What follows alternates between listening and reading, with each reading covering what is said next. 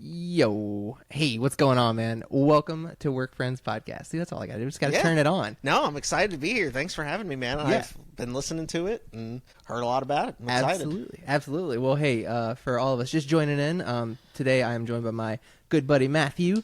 Matthew or Matt? You prefer Either Matthew, one, I guess. doesn't matter. Unless you're at work, then I go by Preston. So. Preston is your government name? It is my government name. At work? And that's what they know me by. Nice. I like that. That's not really your middle name, though, right? Matthew is. Well, sure, but Preston's my first name. No shit, really? Yeah. All right, well, see, there you go. Aren't you I learned Benjamin? something. Yeah, I'm Benjamin. Yeah, Yeah, exactly. Nice. You get it. I didn't know that. Yeah. Wow. All right. Well, big reveal. Do I need to cut this? No. Okay. All right. Well. All right. So today I'm joined by my good pal Matthew/Matt. Yeah, man, I'm just happy to have you here. It's been. I mean, we went to elementary school together, and really, I think that was probably the last time we hung out one-on-one, if that's ever. What I was gonna say. Yeah. Right. But anyway, man. Well, it's good to have you here. So with my show, this is episode 11, I believe you'll be. I like to kind of take my guests and just kind of start from high school and kind of talk about your career there in high school, what you're into, if you did any sports or had any side jobs, stuff like that, and then like to kind of go into if you went to college, what you did after that, if you didn't go to college, what you did after. Did you go to college? Yeah. Okay. Yeah. Where'd you go? VCU? I went to the one semester at Longwood, right? Then John Tyler, now Bright Point, apparently, right. Okay. And then VCU, and then VCU. Okay, yeah. All right. So I knew that was. I've been all over a little bit. I had that in the back of my mind somewhere that you went to VCU, but I was like, wait. But okay, cool. So yeah, so I like to take people go to high school, college, and then go up to we're pushing 30 these days, and I like to. It's been about 10 years, and so I like to catch people up on what you've been up to. Are you 30 yet? I will not be. I will be 30 in June. I just turned 31 in March. Yeah, you turned 31. You're older than me. Yeah, 94. 94. Whoa, what? Yeah. But okay, all right, nice. All right, I didn't know that either. Yeah. I'm learning. That's 2 new things I've learned about you in 3 minutes. Pretty good. Man, this is gonna be an interesting. I don't know if I can keep it up for an hour and a half. I don't know. Yeah. I'm pretty bewildered by a lot of stuff. But anyway, man. Well, I guess I'll shut up and kind of let you start. So where'd you go to high school at? You grew up around here? Yeah, I grew up, not around specifically right here, but, still kind of, we went to school together in Providence back in the day. Ended up going to James River High School there for better or worse. No kidding. I thought you went to Monacan. No. If my parents hadn't moved, we moved late middle school, so I would have gone to Monacan, but went to James River. It was fine. Okay. I really didn't do much in high school aside exist. Tried to play football there. Yeah. Got about halfway through a freshman season before I broke my foot, and the coach was like, you're kind of short anyways. Oh, and I was like, yeah, you know what? You're right. So I stopped. Tried to play golf. Turns out I wasn't great at golf. Like not professionally, but just like for the school team. For the school, yeah. And that's what I it meant, was not fun. professionally. I wasn't like abysmal compared to the other guys, but I wasn't good enough. Do you golf now? I do casually. Okay. I'm not by any means like good, but I go when I can get the time. I got a couple buddies that belong to random clubs. Yeah, my dad's big into it, but I've had a couple guests on here who are big into golf, like Eli and Brandon, big on golf, and cool. Allred too. All of them. I suck at golf. I shot a 138 last time. Hey, last time I went to play. Look, when I was in high school, I could shoot in the upper 80s, low 90s. That's good. On my best days. Yeah. But like when I went and played probably my first proper 18 in probably a decade, maybe like 3 months ago, and I shot like 97. Really? Hold your mic up a little closer. Oh, sorry. Oh, that's all right. You say you shot at 87? No, 97. Oh, God, 97. I wish. But yeah, so, just part-time jobs like a lot of high schoolers. Yeah. Worked. What was your first job? My very first job, I worked at my mom's company that she worked at. She works for a very small engineering company called Delta Airport Consultants, not affiliated with the airline. They build runways and renovate airports is what they do. Nice. And I was their phone answering man. Nice. So when people called asking for people, I said 1 minute and hit a button. Yeah. And I would also just when I guess their traveling employees would have expenses, I'd get their receipts uploaded into the system for reimbursing. Okay. which really makes a lot of sense with what I'm doing now. But anyways, it's all come full circle. Wow, first full circle. job. Yeah, but which, by the way, I have no. I guess we should say that. I don't. What do you do now? What's your current job title? So I have 2 job titles technically. But, wow, 2 hats. No, yeah. Technically, I'm in the accounts payable section of CoStar, but I also am. They call. I think the technical title is travel administrator. I am in charge of the not the actual like booking of travel, but like managing accounts for all of our traveling employees, because we spend CoStar spends about $15 million a year traveling. Wow. As in like sales reps that go out to like sales reps, marketing, customers. Events, all kinds of stuff. Plane tickets, hotels, car rentals, stuff like that. About 12 to 15 million a year. I manage. Very familiar with that myself. I do that. I was just doing it last week. Like I'm I was sure telling you have earlier. expense reports. Yep, that you submit. I sure do. Are you nice and caught up on them? No, I didn't. I owe like I'm like $1,000 behind. At this point classic. Right now. But yeah. So, sorry, boss. If you're listening. Also, don't fire me, please.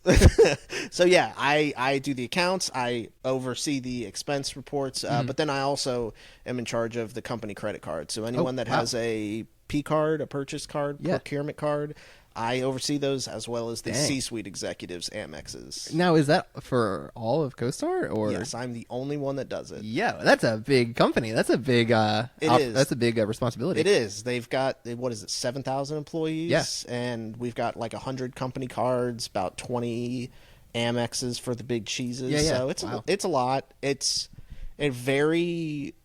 It's not constant stream of work, and I think if it was, I would jump off a cliff. But I'll get like 2 or 3 weeks where it's really, really busy, and then 1 or 2 weeks where I'm bored by 10 o'clock. I hear you. So it keeps you busy every now and then, but for the most part, it lets me breathe a little bit. So I see. That's kind of nice to have in a job. So ironically, somewhat similar in the expense report part too. My first job, that's crazy. Then and I had that pretty much most through high school. Shout out Jersey Mike's, though. Shout out Jersey Mike's for giving me food poisoning 2 days ago. Sorry. I just had Jersey Mike's like 2 days ago, too. Don't get me wrong. It was bomb. It tasted amazing. What'd you get? It was just a club. Nothing crazy. That's the same exact thing I got. Yeah. But they're the like only decent sub place that has gluten-free bread. Oh, yeah? Got celiac, so true, yeah. Apparently wasn't as gluten-free as I'd hoped. Oh, no, they tricked you. No, I mean, it was definitely the gluten-free bread. There's no mistaking the cardboard, but it was just probably they didn't wipe down a knife or something like that. So, but it was fun. I wasn't actually food poisoning, but I felt like absolute shit for like 6 hours. Is there gluten in like other stuff that's not? This is a dumb bread. Question. Yeah. So like beer, cheese. Anything that is like anything that's a wheat or grain byproduct usually, except obviously not rice, but like beer, bread, soy sauce. So like Chinese food is off the table. No. Most Asian food is off the table. That stinks. Yeah. Most of the big brand soy sauce companies have like a gluten-free version now, so like I can make it at home and it's fine. Okay, all right. Sushi is thankfully gluten-free as long as I get gluten-free soy sauce. So. Okay, we should go for sushi sometime. Yeah, sushi's delicious. I could crush sushi. I haven't had it in forever. Boy, we're way off topic. No, that's okay. But so that's what you're up to these days. Yep. But back to high school and your first job. So went to James River. Yep. And then and then I took a break from working while I was at college. Okay. Well, once I went to VCU, then I was working part-time places. So okay. Now, do you want to kind of walk through like your college experience? Sure. And kind of tell us all about that? Yeah. So, I mean, like I said earlier, I found out today, or I remembered today that we went to Longwood together for right. Well, so I was thinking about that too when you said it. I went from high school to John Tyler. So we probably missed each other. We probably did. Yeah. And then my second year, I went to Longwood. Okay. So you know what? I actually vaguely rember us talking about that. I do too. Now that we're talking about it again. Yeah, I vaguely remember that. Yeah, it's coming back to us. I know, right? Yeah, I went to Longwood my very first semester of college. Loved the school. Really liked all my friends I made. Got sick as hell. That's when we started to. I'd always had a terrible stomach. Yeah. Like anyone who enjoys cheese, apparently. But and so that's what I always thought it was for years. Yeah. But my first semester of college, I started getting horribly sick. Like it was like food poisoning level, like probably 4 days a week. Like damn, like nausea, diarrhea, vomiting. Yeah, it was bad. Like like my suite mates were like, "Hey, you need to pay for all of the toilet paper." Ooh, like damn. And I'm like, "Oh, it's that noticeable." Okay. Yeah. And that notice. yeah, Have mercy on me, please. I remember coming home from my ass. Dude, don't even get me started. It was terrible. It was terrible. Look, shout out to whatever brand of baby wipes that kept me alive those 3 months. Now sponsored by Dude Wipe. Yeah, Kidding. I'm not, but I would like to be. Knowing me, I probably would have been like, nah, Dude Wipes would be too intense. Just like, give me some Huggies, baby wipes. Give me some Huggies. Yeah. Give me like some baby wipes, something nice. Yeah, some Johnson and Johnson. Yeah, something. Something nice. But yeah, no. I came home for Thanksgiving, and my mom's reaction was not like, "Oh, I'm so happy to see you after 2 or 3 months." It was, "Oh my God, you are so thin." Ooh. And I've always been chubby my whole life, and so that was just like. At first, I was like, "Oh, finally," and then I was like, "Oh, yeah, I guess I have lost 30 pounds in 3 months." Yeah. And went to the doctor, had a slew of tests done. Turns out that it wasn't lactose intolerance; it was celiac. Okay. So no gluten. For those of you who don't know, it is similar to a gluten allergy. My body does not like it. So gluten intolerance. Yeah. Okay. Huh. So.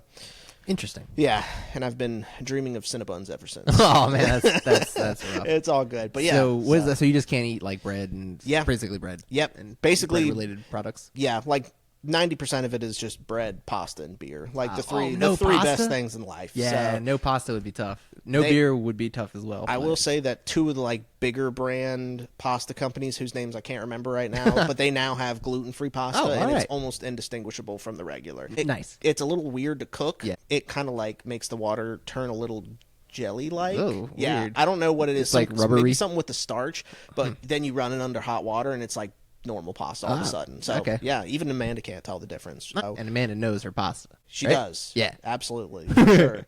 Pasta expert. I respect it. Yeah, we're peers actually. Yeah. I'm not quite expert level, but I'm right below. Yeah. So. No, I mean, dude, can't go wrong with pasta. But yeah, so can't have it. My body thinks it's a foreign object and starts attacking itself when I eat it. Jeez. So if I have gluten, my stomach swells up, my face swells up, I get really sick. Yeah. And I've been gluten-free, fully gluten-free for about a decade now. Okay, wow. Yeah.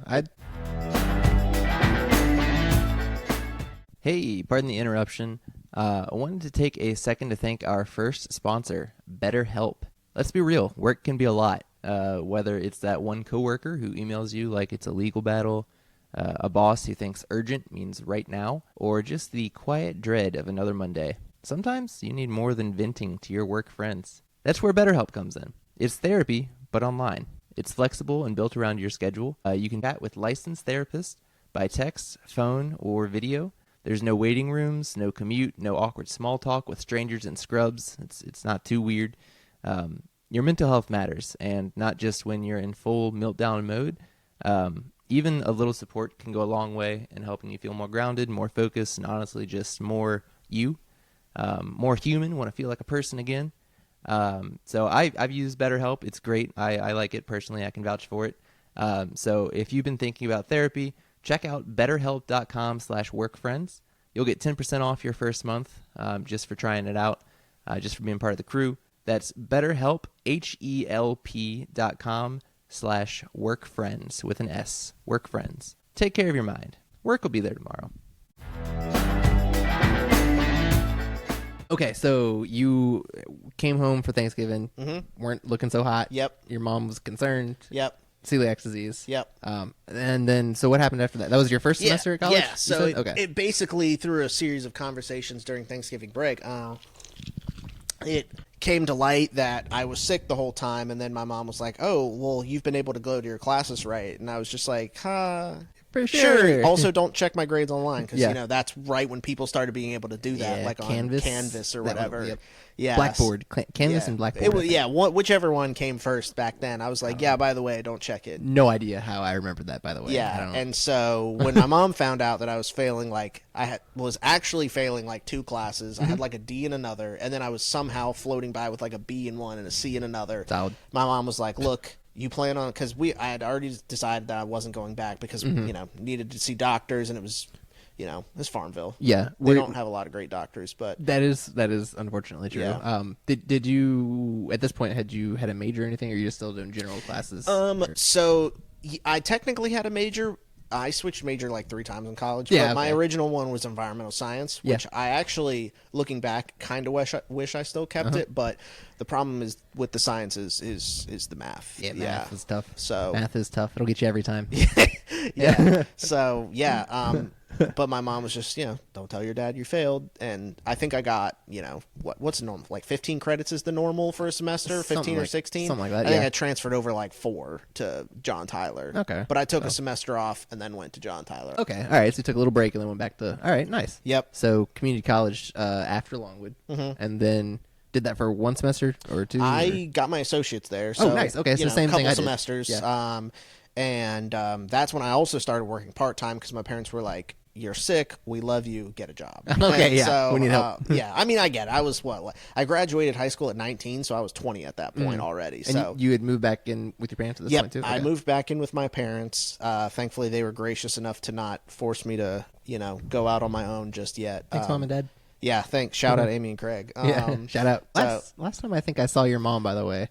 I know I bring this up every time that we hang out, was at the Richmond Music Store, which no longer exists. Oh, yeah, that's right. And we passed you and your dad. And and that was, I think, the last time I saw your mom. My mom is wild. She will we will run into people she has not seen in 20 years that were like friends of mine in elementary school. Oh, yeah? And even if I'm not with her, she'll text me and just like she could randomly like, I saw Tyler Albus today. Like, blah, blah. how did you? And I'll be like, how do you know? She goes, he looks exactly the same. And I'm like, are you sure, Mom? Are you sure? He's a about that? 30-year-old man. Yeah, now. yeah. But yeah, she does that all the time. Literally, like 2 weeks ago, she texted me and she was like, "Do you remember that one friend that Ben used to have in preschool and elementary school named Corey?" And I'm like, "That's so vague." I have no was idea. Like, well, I saw him and he has a lot of blonde hair now, and I'm like, okay. And then I put. What are you telling me? Do you want me I know. to She was like, tell apparently the he's men well, police? I know. Right? Then she texted me and she was like, apparently he's good friends with Shade, which is another buddy of mine. And I was like, oh wait, I know who you're talking about. I have ran into him before. Shane. Shade. Oh, Shade. Yeah. Oh, okay. Not Shane. Yes, Yep, I do knew know those. him. Yeah.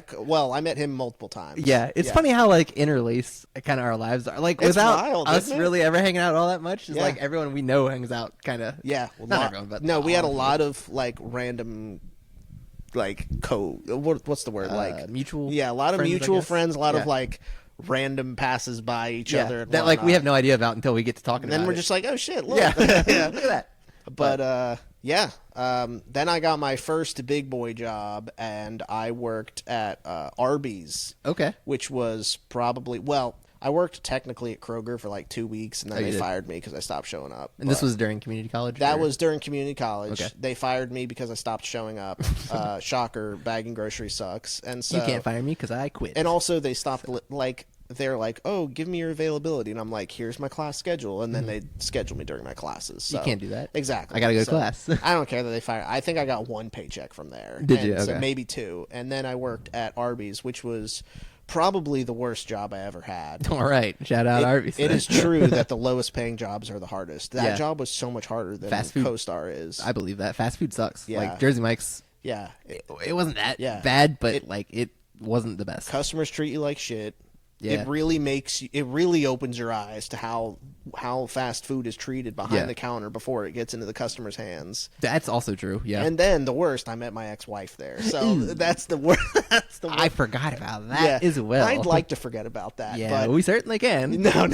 Yeah. So It'll come up later, I'm sure. yeah, but yeah. So I worked at Arby's, making roast beef sandwiches. Don't eat the roast beef sandwiches. That's literally all I ever get. Well, I don't want to ask you about it, but You can ask me about it. That's fine. No, I don't want to know. Thank you.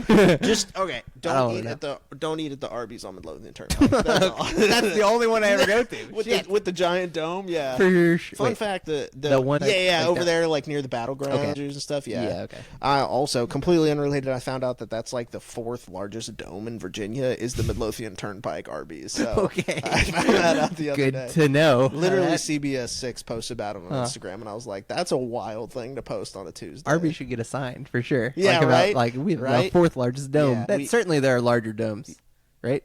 What in general? well, in Virginia. Yeah. Well, yeah, Longwood's got a big dome. It was literally like number one was like Monticello. Number two was like the one at UVA, whatever there's that's called. a big dome. Yeah. Then the Longwood Rotunda, and then number 4 was the Midlow Arby's, Certainly and then not. number 5 was like There's the CNU has a dome. I think. number 5 was like CNU, and Certainly. I'm like, what? No, there's no way the Arby's beat CNU. Dude, All right, when whatever. you're in that thing, they had a huge mangrove tree that was growing inside the store. I vaguely remember that. Yeah. Yeah, so Yeah, I that's mean, it cool. was pretty big, but Anyway, but yeah, I might have to cut all that. I don't know if we can directly shit on Arby's. we don't want to get sued. I don't want to get fine. sued. That's yeah, for cut sure. out what you need. But I will. But so anyway, you were working at Arby's. yeah, that was definitely where I learned that fast food was not for me. Okay, understandable.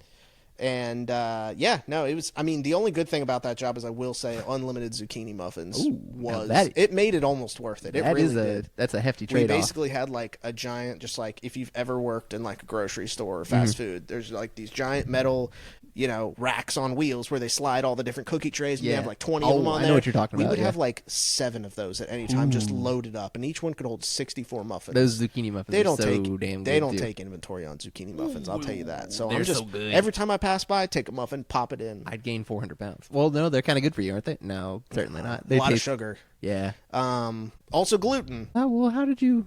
I suffered. Oh, did you? You So could this force was through the pain. They didn't. Okay, so when I first started having the celiac issues, it took them a while to figure it out. It took them like so you 8 didn't- months to figure it out. Okay, you didn't quite know. Yeah, at first they thought it was alpha-gal, if you know what that is. That's never a heard of it. disease you get when you get bit by a tick that has alpha-gal, and you become Which- allergic to a certain enzyme that is in red meats, cinnamon, garlic, and a couple other things. I've heard that's going around Yeah. lately, by the way, and I just went camping and saw a tick on my tent. So, Yep.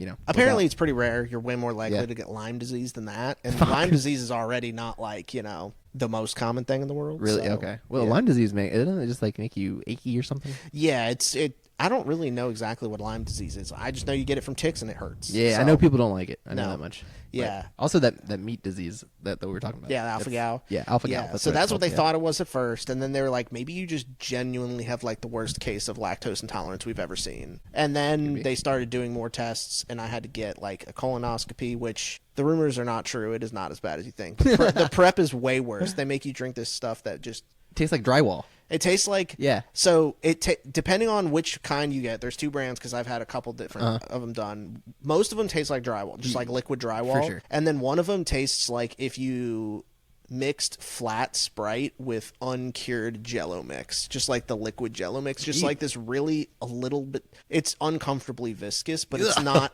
It's not like syrupy, but it's like- just like more dense than water. Ew. It's like oatmeal. Yeah, flavor, almost. or Yeah, density. I yeah. guess. And so, no, that was way worse than Never the had that one. colonoscopy because you're under. They Sure, throw a yeah. gown on you. They lay you on your side. Do you feel different after?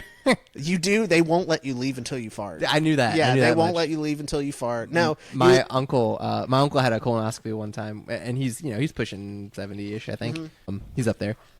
My dad, I think, was with him, and Mm. they were hanging out, and they're sitting around for, I don't know, an hour maybe after Okay. his procedure, and they were just like waiting to go home, and then finally the nurse walked in and was like, "Hey, as soon as you pass gas, we can go, or you can go." And my uncle was like, "Oh, is that all you're waiting on?" And just let it rip right there in front of her. And he was like, "Can we go now?" And she was like, "You're clear." That's so funny. So- No, it's literally like that. No, it doesn't feel any different, honestly. I was worried I'd wake up and be like, "Oh, I'm sore." You know Yeah, what I I mean? feel Like, different, yeah. yeah, exactly. Well, that's good. I'm glad you feel No, the you same. just wake up and you're like, that feeling you get when you have like gas that's like trying to work its way out. Oh, a I know little that bit. feeling. Yeah, so that's honestly just what it felt like. Okay. And then just the general like, I just had surgery. I'm kind of loopy feeling. yeah. So. I feel like you were just put under. Yeah, so Arby's and colonoscopies. I know that's a great time. That is, and that'll be the name of this episode. Arby's and colonoscopies. no, Goddamn. no relation. no. But then, so worked at Arby's. Really the only notable life things that happened made me realize how much I don't want to eat Arby's. And then met my ex-wife there, which I feel like I could do my own podcast on the horrible experience that Brother, was. you and me both. We've bonded over this. I Yeah. think we drunk bonded over this I when think we Keith was did. in town. I vaguely remember that. Yeah, Yeah, yeah, I got pretty turned up. At that was party. literally the last time I drank. Me so. too. Yeah, that was the last time I was like. We literally got home, and I was like, I'm sober. I drove home sober, but like I need to stop. Yeah, I believe I laid down, and then the room that I laid down in my bed, and then the house started spinning around me, like the Wicked Witch of the West. Oh no! Yeah, I was like, uh-oh.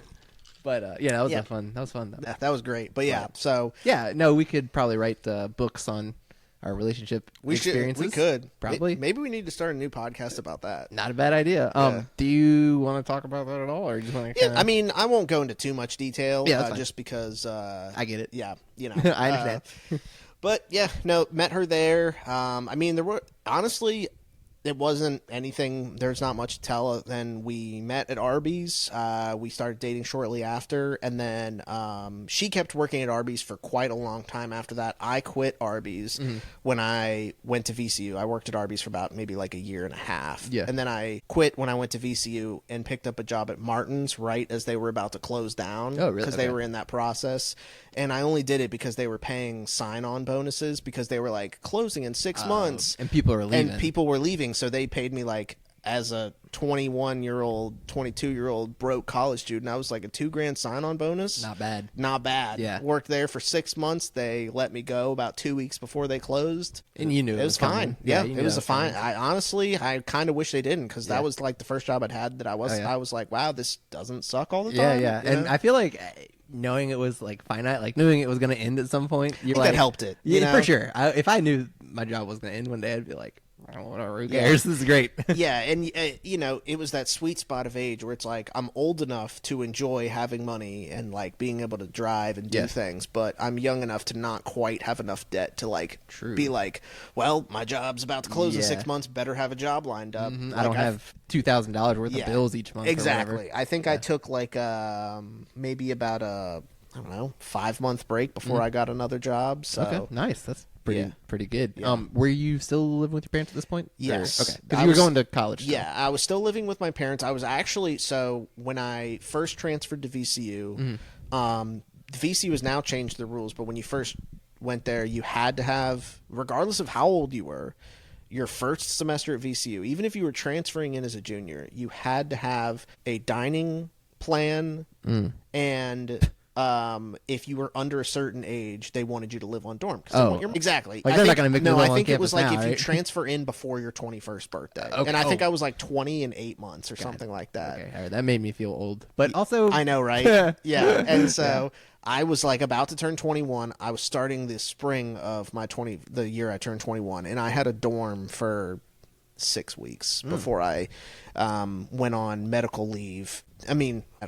Just I took it up with the school, had to go to their like admissions office and talk to them, and basically was like, hey, I've got hella health problems. Because on top of the celiac, when I was in late high school, I was diagnosed with epilepsy. It's genetic, runs in my family. Okay. My brother has it. My mom has it. My grandma has it, unfortunately. So yeah, that stinks. I don't know have that either. Yeah, I don't have. I had a lot of seizures when I was in early college time, but I've had maybe 3 in the last 10, 15 years. So let's get. I mean, good that it's been less. Yeah. not good that you've had 3, but like good that Yeah. you know what I'm saying. Yeah. I'm glad that is less. I had a bunch of them, so I started having a bunch of them right when I was at VCU, when I was with my ex, and so I took a semester off. I know, right? I know, right? Things that make you go. I know, and so yeah, took a semester off. Finished up at VCU and worked at Wegmans. Okay. For a long time. I worked at Wegmans for like 4 years. So before that, you said it was Martin's. Yeah. So you did grocery stores. Yeah, I'm a big grocery store guy. Apparently. Big grocery store guy. Yeah, okay. apparently. Nice stocking shelves and stuff like that. Okay. So would you? I'm sorry. Where it was Wegmans? Yeah, Wegmans. Okay. So what was your job at Wegmans? What did you do there? Well, I mean, start off at a cashier. I still remember my first day, the day they opened, and you would have thought that it was like Black Friday. People are insane about Wegmans, man. Really? It's a cult. Stores. It is a cult with Wegmans. People get it like that. Truly is. Yeah, with grocery stores, people get like that. It's crazy. There are like Harris Teeter devotees. Oh, for sure. There's one in Texas that people are big on. I can't remember. People do that with like Aldi too. Aldi, like, yeah, they're big on them. You won't catch people doing it about Food Line or Kroger, but like it's like these like. I kind of ride or die for Food Line. I mean, I like Food Line. I love Food Line. I have no. They're a bit expensive these days, but yeah, which We could talk about that. Yeah, No, yeah. I switched to them from Publix, thinking I was going to save a lot of money. I didn't. No, and it's a bit expensive. yeah, That's okay. Yeah. So what was I? I don't even remember. I get so off topic. So That easily. is entirely my fault because I have two ADHD. dudes, ADHD. We were talking ADD. about Oh yeah, Wegmans. Wegmans. Started at Wegmans while I Yes. was at VCU. This is why I had changed major again already. We had gone from environmental science when I was at John Tyler. Then I changed to education, like to be a teacher. Oh, okay. Started at VCU to be a teacher, and then when the seizures started happening a little bit more frequently, I had an existential crisis and was like, I don't really want to have a seizure in front of a bunch of kids at a school. That's fair. Looking back, that would probably... I probably wish I hadn't, because now I'm 31 and I wish I was a teacher, but it's fine. I'm fine where I'm at too. Sure. You know, one day if school gets less expensive, maybe I'll go back and be like one of those random teachers that's like 60 and just starting to become a teacher. Did you hear that? Yeah, I heard that. I don't know was what weird. it was. For our audio listeners, we just heard a child scream I was about to outside, say, I some think. kid screeching. Anyway. But yeah, I worked at Wegmans during that time, cashier, customer service, and then I switched to be a pharmacy technician. Oh, which yeah. was not something I ever knew I wanted to do. Okay, wow, another thing we can relate on. Yeah, I learned a whole lot about a lot of medications, and I also learned how much I hated being a pharmacy tech. Yeah, being a pharmacy tech was rough. It's incredible how, like, we talked about food service earlier and how, like, people get treated in food service. Yeah. Pharmacy techs get shit on so hard. Dude, we get, if their insurance doesn't work out, people get mad Apparently at it's you. our fault. Yeah, it's our fault. It's like old people get mad if their medicine's not ready. I know, exactly. And people forget to refill their own prescription. Apparently that's our fault. Definitely. Oh, that reminds me. I really need to refill a prescription. But You're welcome. this is timely. Hey, shush, quit your barking. We're recording a podcast. He'll stop. No, it's fine. But yeah, no, dude, pharmacy technician, honestly, it probably wouldn't have been so bad, but you would think as an outsider, like, I feel like if you ask the average Joe, like, oh, like, what do you think of pharmacy technicians? Do you think they make good money? I feel like people hear the word pharmacy and they're like, oh yeah, like nurse, pharmacy, like money. Decent, you know? You would think. No, I think I made like $13.25 as a pharmacy technician. That sounds about right for me too. Yeah. I made less as a pharmacy technician than I did as I was a hybrid customer service lead at Wegmans. So it was just someone that worked both the register and behind the customer service counter. Okay. They called you. I didn't lead anybody. I would go between the two. Yeah. I made like $15 an hour doing that. Okay. But So that was at Wegmans. that was at Wegmans. But where was the pharmacy tech job? Also at Wegmans. Also Wegmans. Yep, because they have a pharmacy there. Yep. Oh, okay. Wait, they cut your pay when you took that job? They did, Rude. and it was because Hell. they told me that my school schedule was conflicting with my ability to be scheduled, so that it would be wise. And it was also a full-time position, and my parents were starting to drop the hint, like, hey, we know you're sick still and in school, but like, you have two younger brothers that still live with us. You need to find a place to live. Oh, okay. Absolutely valid. I was like 20, maybe 22 or 23 at this time, so I was like, you know what? That's fair. That's fair. So took that, went full-time, and it sucked a lot. People treat you like shit. My pharmacy manager, shout out to Jeff, fuck you. And Shout out, fuck you. I'll leave his name out of this. Never forgive him for beaming me in the back of the head with a bottle of medicine that I accidentally put in the wrong letter. That's pretty... He ended up getting in trouble. One of my other coworkers, who was like a 50-something-year-old lady, sweet as can be. Yeah. Shout out Janine. Yeah, she was sweet as can be. Yeah. She was like the mom of the pharmacy. That's nice. She saw him do it, and she like ridiculed me for not going to HR about it. Really? She was like, I don't care if he is Jerry himself, who is the guy that owns Wegmans, Jerry Wegmans. She was like, I don't care if it's Jerry. If he beams you with a bottle of pills in front of a customer, you go to HR. She literally walked me to HR that day. And I went to HR and complained, and they acted like I was insane. They act like you were insane? Yeah, they were like, we get that you're concerned about this, but like, what do you want us to do about it? We have one pharmacist. And I'm like, so does that just let him act? However, he later ended up getting transferred to one of the other Wegmans in the area, because apparently he started hitting on some of the other pharmacy techs, and they didn't like that too much. That guy stinks. Oh yeah, no. I agree. Fuck you, Yeah, Jeff, fuck Jeff. I don't even remember. It was Jeff, right? Yeah, it was Jeff. It's fine. But yeah. It's a grocery store. It's There's fine. a million Jeffs. Who knows? There's a lot of Jeffs. Yeah. But yeah, so, I mean, it's a grocery store. Yeah. It's fine. Interesting. And okay, so how long did you do the pharmacy tech? I did that. So I did both of them for like 2 years. I did like the customer service cashier stuff for about 2 years, did the pharmacy stuff for about 2 years. Okay. And still going to VCU at this time? Yep. Or? I graduated VCU in 2018. Oh, all right.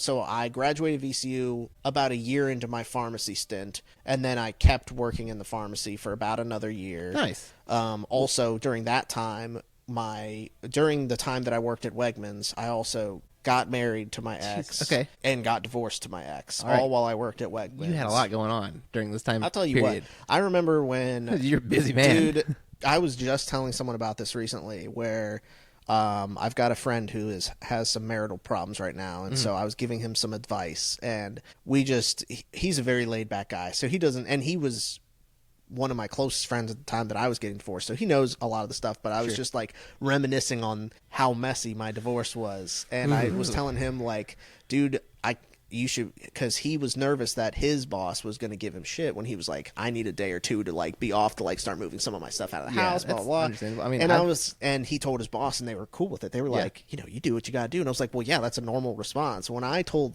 Jeff at Wegmans, Fucking Jeff. about my divorce, he was just like, okay, get someone to cover your shift. Okay. And I was just like, I mean, I can, but like, I'm going to need a couple days. And he was like, I'll give you a day. And I'm like, what? Come on, man. That's when I snapped, and I said, I'm out. are you technically my manager? And he says, yes, why? And I said, then can you manage the schedule? He didn't like that. I got written up, and I got suspended for a week. That's ridiculous. I mean, it is ridiculous, but also like, well, hey, you got off for a week. So I did. That actually kind of worked out in your favor. It did. I mean, it was unpaid, but Joke's on you, Jeff. again, I had just graduated. The student loans hadn't kicked in yet, so I was fine with that. My at the time wife, now ex-wife, was not happy about that. But then we got started getting divorced, and that was probably January, February 2019. And then I was laid off. Wegmans downsized during COVID.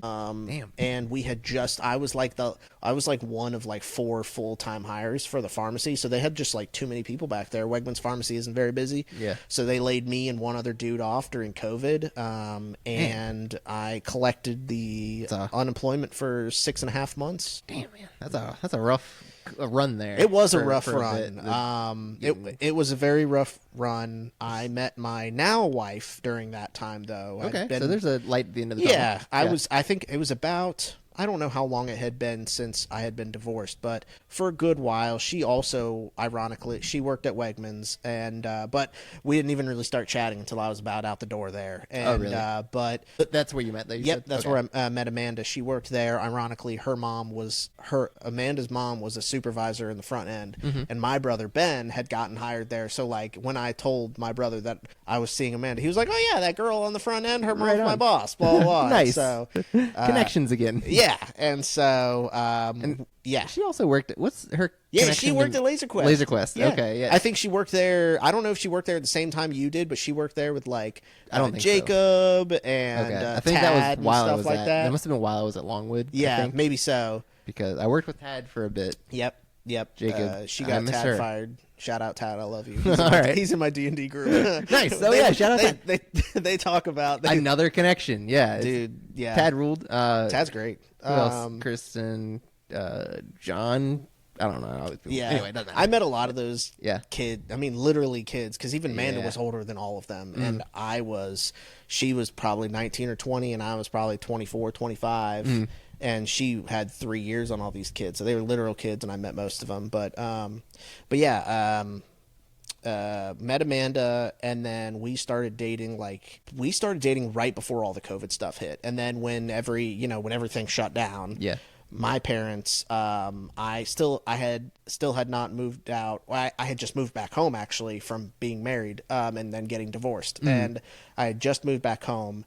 And I was in the process of trying to move out when I got laid off. And my Can't catch a break. Thankfully, my parents were super cool. I mean, it was a pandemic. Yeah, what are they going to do? Yeah. What is anyone going to do? Yeah, and like I said, I met your parents. Your parents are cool. Oh yeah, they're cool. Yeah. And also, my parents, their place was like a duplex. So I don't actually think I've ever met your dad. He's cool. Okay. He's basically... You get your approval? Yeah, he's basically like me, but a little bit less talkative and taller. Oh, okay. Yeah. All right. So, but he's cool. He's just a laid-back dude, plays golf, doesn't really care about a whole lot. So I can relate to that. yeah, he's a cool guy. Cool. But yeah, moved back in with them, and I was like, Mom, Dad, I know I just got divorced and just moved back home for a little bit.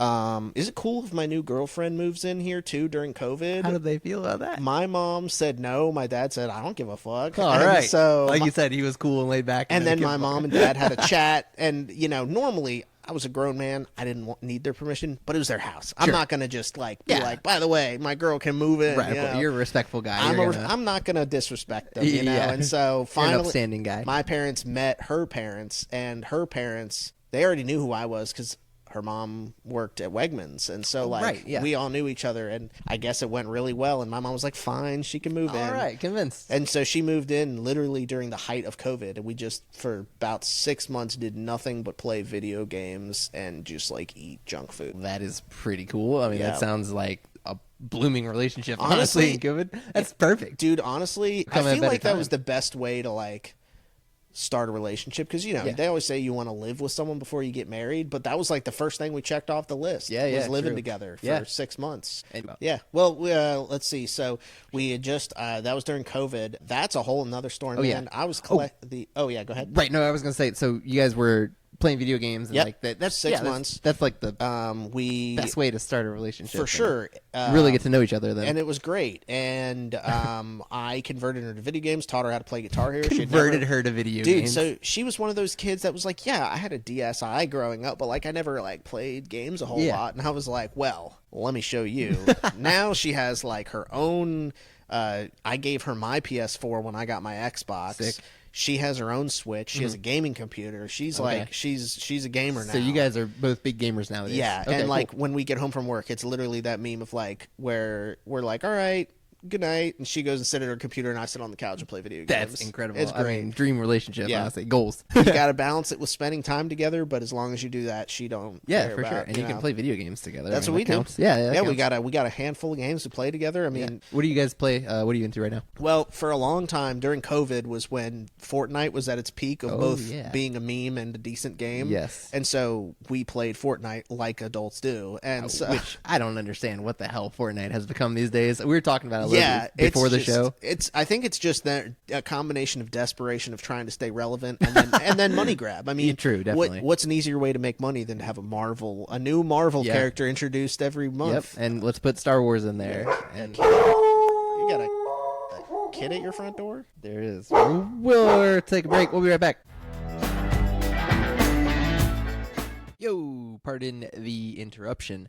This episode of Work Friends is brought to you by Fat Skippy, Richmond's premier classic rock and country cover band. Whether you're into classic rock anthems or country favorites, Fat Skippy delivers an unforgettable live music experience. Plus, a huge shout out to them for providing the microphones and audio cables for the podcast. Am I in this band? Yes. Does this still count as a sponsor? Also, yes. Anyway, check them out on Facebook to see where they're playing next and support local music. It's Fat Skippy. Check this out on Facebook. Thank you. Back to the show. I don't remember where we left off, but that's okay. I also don't remember where we left off. Sorry about that, folks. We were talking about Wegmans, my ex-wife, COVID, video games. We were talking about how I was unemployed for 5 months during COVID. Yes. Started playing video games. Yeah. So sorry about that, folks. Yeah, we have to. I'm going to try and edit this the best I can so you won't notice. But if you do notice, don't worry about it. We had some kids from next door knock their ball into my backyard, so I went over and popped it. But anyway, so we're back, and we were just talking with Matthew about exes and relationships and work. Wegmans. Yeah, I'm sorry, not. No, Wegmans. You're good. Amanda, COVID. Yep. Yes. Yep. That's where I met my now wife, Amanda, during COVID. Yeah. Honestly, we still I know the pandemic was awful. A lot of people died. It was a financial burden for a lot of people, including us. We were unemployed, both of us. She got laid off because she was working at Wegmans, and Laser Quest at the time, and Laser Quest shut down, and she also got laid off from Wegmans. R.I.P. Laser Quest. Yeah. Oh, she was working at both at the same time? She was working at both at the same time because she didn't go to college. She didn't know what she wanted to do, so she was trying to figure it out. Yeah. She had 2 part-time jobs, which turned into almost 2 full-time jobs, and so she got laid off from. I can't remember if she was laid off from both or laid off from one or quit one to like go full. That's what it was. She quit Wegmans because she was going full time at Laser Quest, and like a month in, they were like, "By the way, we're shutting down." But that stinks. The government, on a rare win, came in clutch with the $600 a week for the unemployment. I remember that. However, continuing to be disappointed by Wegmans is after receiving said $600 a week for all of the summer, I get a letter in the mail from the Virginia Employment Commission saying, hey, Wegmans is stating that you were not laid off, that you were actually furloughed and then resigned. And being furloughed doesn't allow you to get the same benefits. You get like 50% of what you would get from unemployment. Okay. And then they claimed that I resigned on my own accord, and so then I owed the Virginia government like $15K. What? Yeah. Which wasn't true. Which wasn't true. Right. I mean, technically they gave me $15K. Oh, well, right, but you're like right, but I shouldn't have owed it back. Yeah, and they don't. I appealed it. I even provided the Virginia Employment Commission a copy of my of the document that they gave me, that Wegmans gave me, letting me know like I didn't have a document that said like you are being laid off. I had documentation about Cobra, which. Do you know about what Cobra is? I don't know what Cobra is. It sounds scary. I know, right? So, if you get insurance through your employer and you are laid off, or even if you quit on your own accord, by law they have to offer you something called Cobra, which stands for continuation of benefits. I don't remember, but it's basically when you're in between jobs, you haven't started a new one, but you just left your old one. It allows you pay this company called Cobra, which is some sort of government like entity, and they're the bad guys from G.I. Joe. I mean, honestly, with how much it costs, you're paying them your normal insurance premium that you were paying through your paycheck plus an additional fee, and they continue your benefits. They honor those medical benefits until you start your new job. It's like gap insurance for a car, for health insurance. The problem is Wegmans insurance only cost me about $40 a paycheck. Cobra was $500 a month. Oh God. And that's not comparable. And my parents convinced me. I mean, my parents were right. I needed it because that was still medically uncertain. Right. Were you still dealing with like medical issues? So I hadn't had a seizure in probably about a year at that point. Okay. So I was convinced that I was good. I was not good, but I didn't know that. And so I had a couple breakthrough seizures early in my dating career or relationship with Amanda. Oh, okay. But yeah, so I had Cobra for 3 months, worst $1,500 I ever spent, and then started my job at Virginia Unemployment Commission. Okay. I'm sorry, no. Virginia Cardiovascular Specialist. Why did I say Virginia Employment? I don't know. I don't know. My brain was in the wrong place. Virginia Cardiovascular Specialists, which I feel like that started my actual adult working career. Okay, so up to this. Let's kind of recap your career up to this point, because I feel like I've done a terrible job. No, you're good. I keep going off topics. No, it's okay. So it's my fault. So it's so we had high school, and then that was the Delta Airport Consultants, right? And then we had Longwood for a semester, then to John Tyler, now Bright Point or Brightview, whatever it's called. And that's when I was at Martin's, or Arby's, and then Martin's. Okay. And what'd you do? I never asked, by the way. What'd you do at Arby's? Just like food prep and a little bit of everything. They make you do everything. Okay. Everyone starts on cashier, and they had a training system where after 3 months at a position, they had they called it their star system. Every letter stood for something, but you would get trained in a different category. You'd then earn a star, and for every star you had, you got a 25-cent an hour raise. Hell the problem was you also, after you earned that star, you had to hold that position that you were doing, the new one, and be graded by your manager as exceptional to actually get that raise. Or they take your quarterback. Shocker, and they don't grade you exceptional. But I was doing everything. I was making the sandwiches. I was cleaning things. I was throwing things in the oven. I was ringing people out. I was working drive-through. Okay, so a little bit of everything. Yeah. Okay. Those roast beef slicers are way sharper than you think. I believe watched that. dude They're almost slice his thumb off on like my second day there. Jesus. Yeah. At Jersey Mike's, I had like a big meat slicer, Yeah, and you had to be. it's the same exact thing. You have to wear like chainmail gloves and everything. And you have to be at Jersey Mike's. You have to be 18, I think, to use it. I don't know if they enforce that at Arby's. I'd be Really? curious to know. Okay, But Jersey Mike's they did. Literally, my second day, this dude goes, "Hey Matt, you want to see my hand?" And I'm like, "Yeah." And he's just like holding his hand funny. Lets go of his hand, and his just thumb like slumps over, and blood starts squirting everywhere. God. Yeah. So Yeah. So, but anyways, yeah. beef now. I know, right? Arby's, then Martin's, Okay. then VCU and Wegmans. Okay. Divorce.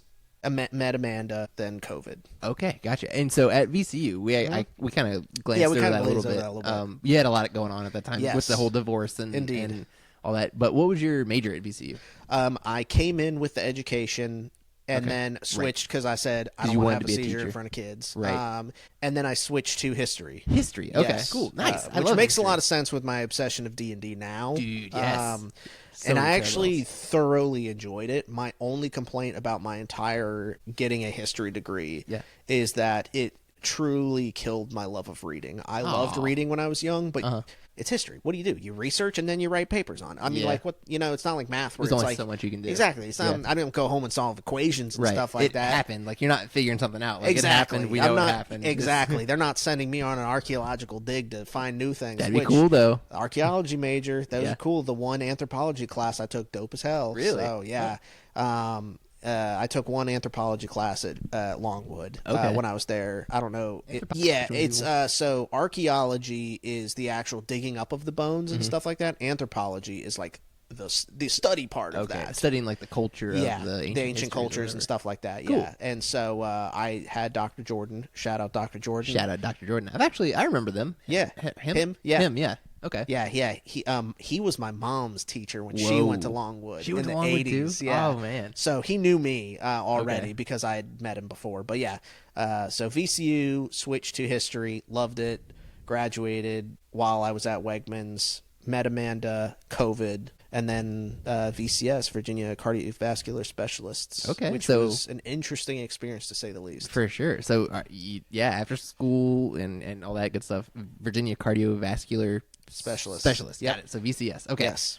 Tell me about your time there. Like, how'd you get into that? How did you get that job? Well, so because you're a history major. I actually got that job again. shout out to Amy. Yeah, my mom. It's a cardiovascular doctor's office. It's a specialist. You're a history major. That is, so I'm gonna figure this out. As a history major does, they don't get a job in their degree field. I see. Okay. Just like English majors and most other liberal arts studies, unfortunately.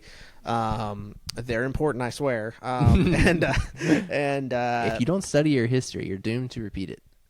You know. So anyway, I need to think about something. No. But yeah, so I got a job there. Loved the people. Let me rephrase that. I loved a few of the people. He hated a lot of the other people. Zoe, great. Megan, she stinks. Just kidding. She might listen to this. She's in my band, so she's cool. No, Zoe's great. I haven't talked to her in a while, but no, she is the only reason I did not quit that job within like the first 2 weeks. Yeah. She was nice. I'm not going to name drop the manager at that location, but she got me in trouble a couple times for non-problems, and then I got transferred to our call center. What's a non-problem? A problem that they thought. So, okay, long story short, they're not worried about it. Don't worry about it. I was having really bad flare-ups with my celiac. I don't know if I was being lazy. I don't remember what the cause was, but I was having a lot of stomach problems again. You had to poop. Exactly. My manager had a problem with me pooping more than like once a day. That's ridiculous. And it wasn't like I'm in there for 30 minutes. I'm on the clock. I'm going in. I'm trying to finish up. I'm trying to get back out there. I have to check in patients or it's going to make my life harder. 5 minutes max, if that. Okay, maybe like 10. But 10 minutes but max. still, yeah. 20 minutes in an 8-hour day. Come on now. Yeah. But she had a problem with it. And one day she actually chewed me out and told me that I was being an irresponsible worker for spending so much time in the bathroom. So I reported her to HR. For two reasons. One, because she chewed me out in the break room in front of like 6 other people. Yeah, you can't do that. And then also Not effective leadership. But also I had I'm protected by the American Disability Association. Shout out the ADA. But I if you have a disability of any kind, which includes epilepsy and stomach aches, not stomach aches, but like celiac, IBS, things like that, you can get accommodations, and it's basically just an adult version of like, you know, when you're in elementary school and there's always that one kid that has to go to the nurse's office to take his inhaler or something like that. Yeah. It's kind of like that for adults. You have it's basically a doctor's note that says, hey, this employee has an undisclosed medical condition. You cannot impede them from going to the bathroom or like taking snack. You know, you can't rate them for going to the bathroom. A common one is if people have diabetes, like you can't tell them they can't have a snack. Yeah. You know what I mean? People, I think, I'm not a doctor, but I think people with diabetes, like, I think they like pee more often, so they have to go to the bathroom more often. So I've got a coworker at my current job. She sits right behind me. She's type 2 diabetic. She pees like 40 times a day, I swear. Louis, he's not diabetic, but he pees a lot. But that's like, my dog. Exactly. It just basically says, hey, this person is like legally protected. Yeah. And so she tried to tell me that I needed to use the bathroom less, and I'm like, I'm not doing this for fun. Yeah, I don't know how to do that. And so You figured out, I lady, reported her let me to HR. The HR guy, at the time, I liked him a lot. Very cool about it. He was like, really sorry to hear that, blah, blah, blah. Come to my office, which was like down the street, and we can chat. So I walk a couple blocks over to the office on one of my breaks, or maybe I drove over there, I don't remember. And basically he was like, by the way, I heard this and this and this from the manager, so we were going to fire you, but instead we're going to transfer you to our call center, and you're going to have to take a pay cut. And basically they were like, yeah, you've been using the work computer for non-work things. And they pull up the search history, and it's like Spotify, and I'm like, dog. Bro, they put me in control of the music for The Office. That wasn't me doing that. Like, literally my computer was hooked up to the speakers in the fucking building. And also, so what? It's Spotify. Yeah, it's not like I'm out here looking up fucking browsers on the work. I know, it's not like you're in the bathroom for that. No, but yeah, so it got flipped on me, whatever. At that point, I was like, you know what? I was already starting to hate being at the front desk. Like, the only reason I liked it was because Zoe and then the other lady, Bridget, that worked there, they were both super nice, and I liked a lot of the nurses, too. I mean, it wasn't too hard of a job. And sorry, remind me one more time. What were you doing? Reception? Reception. A front desk, checking people in, booking appointments, taking insurance, things like that. Checking people in, checking them out. Yep. Moved me to the call center. It was the worst thing I ever did. Actually, let me rephrase that. It was not the worst thing I ever did. It physically wasn't difficult. Right, I like to remind you at this point, you've been divorced. Yes. Okay. It was, and I worked at Arby's. It was the third worst thing I ever did. Okay, number 3. Yeah. No. Third worst. It actually wasn't too terrible. I mean, it's a call center. Who wants to sit there and answer calls? There was metrics. You had to answer, like, a combination of ingoing and outgoing. I think it was like 80 to 100 calls a day. Okay. That's a lot. That is a lot, yeah. I mean, we literally, like, every time you were off the call, you had like a little status indicator. Yeah. And if you were off the phone and you didn't, because there was like different, like, they call them aux codes. It was just like, what are you doing right now? You have one that's default, that's just like on the phone, or it was called working, and that was what it was between calls. You could flip yourself on ready to take a call. Exactly. Yeah. You could go into like personal if you needed to go to the bathroom, make a coffee, or go on your 15, or they had a lunch one. Okay. Things like that. They had Smoke a meeting break. one. Exactly.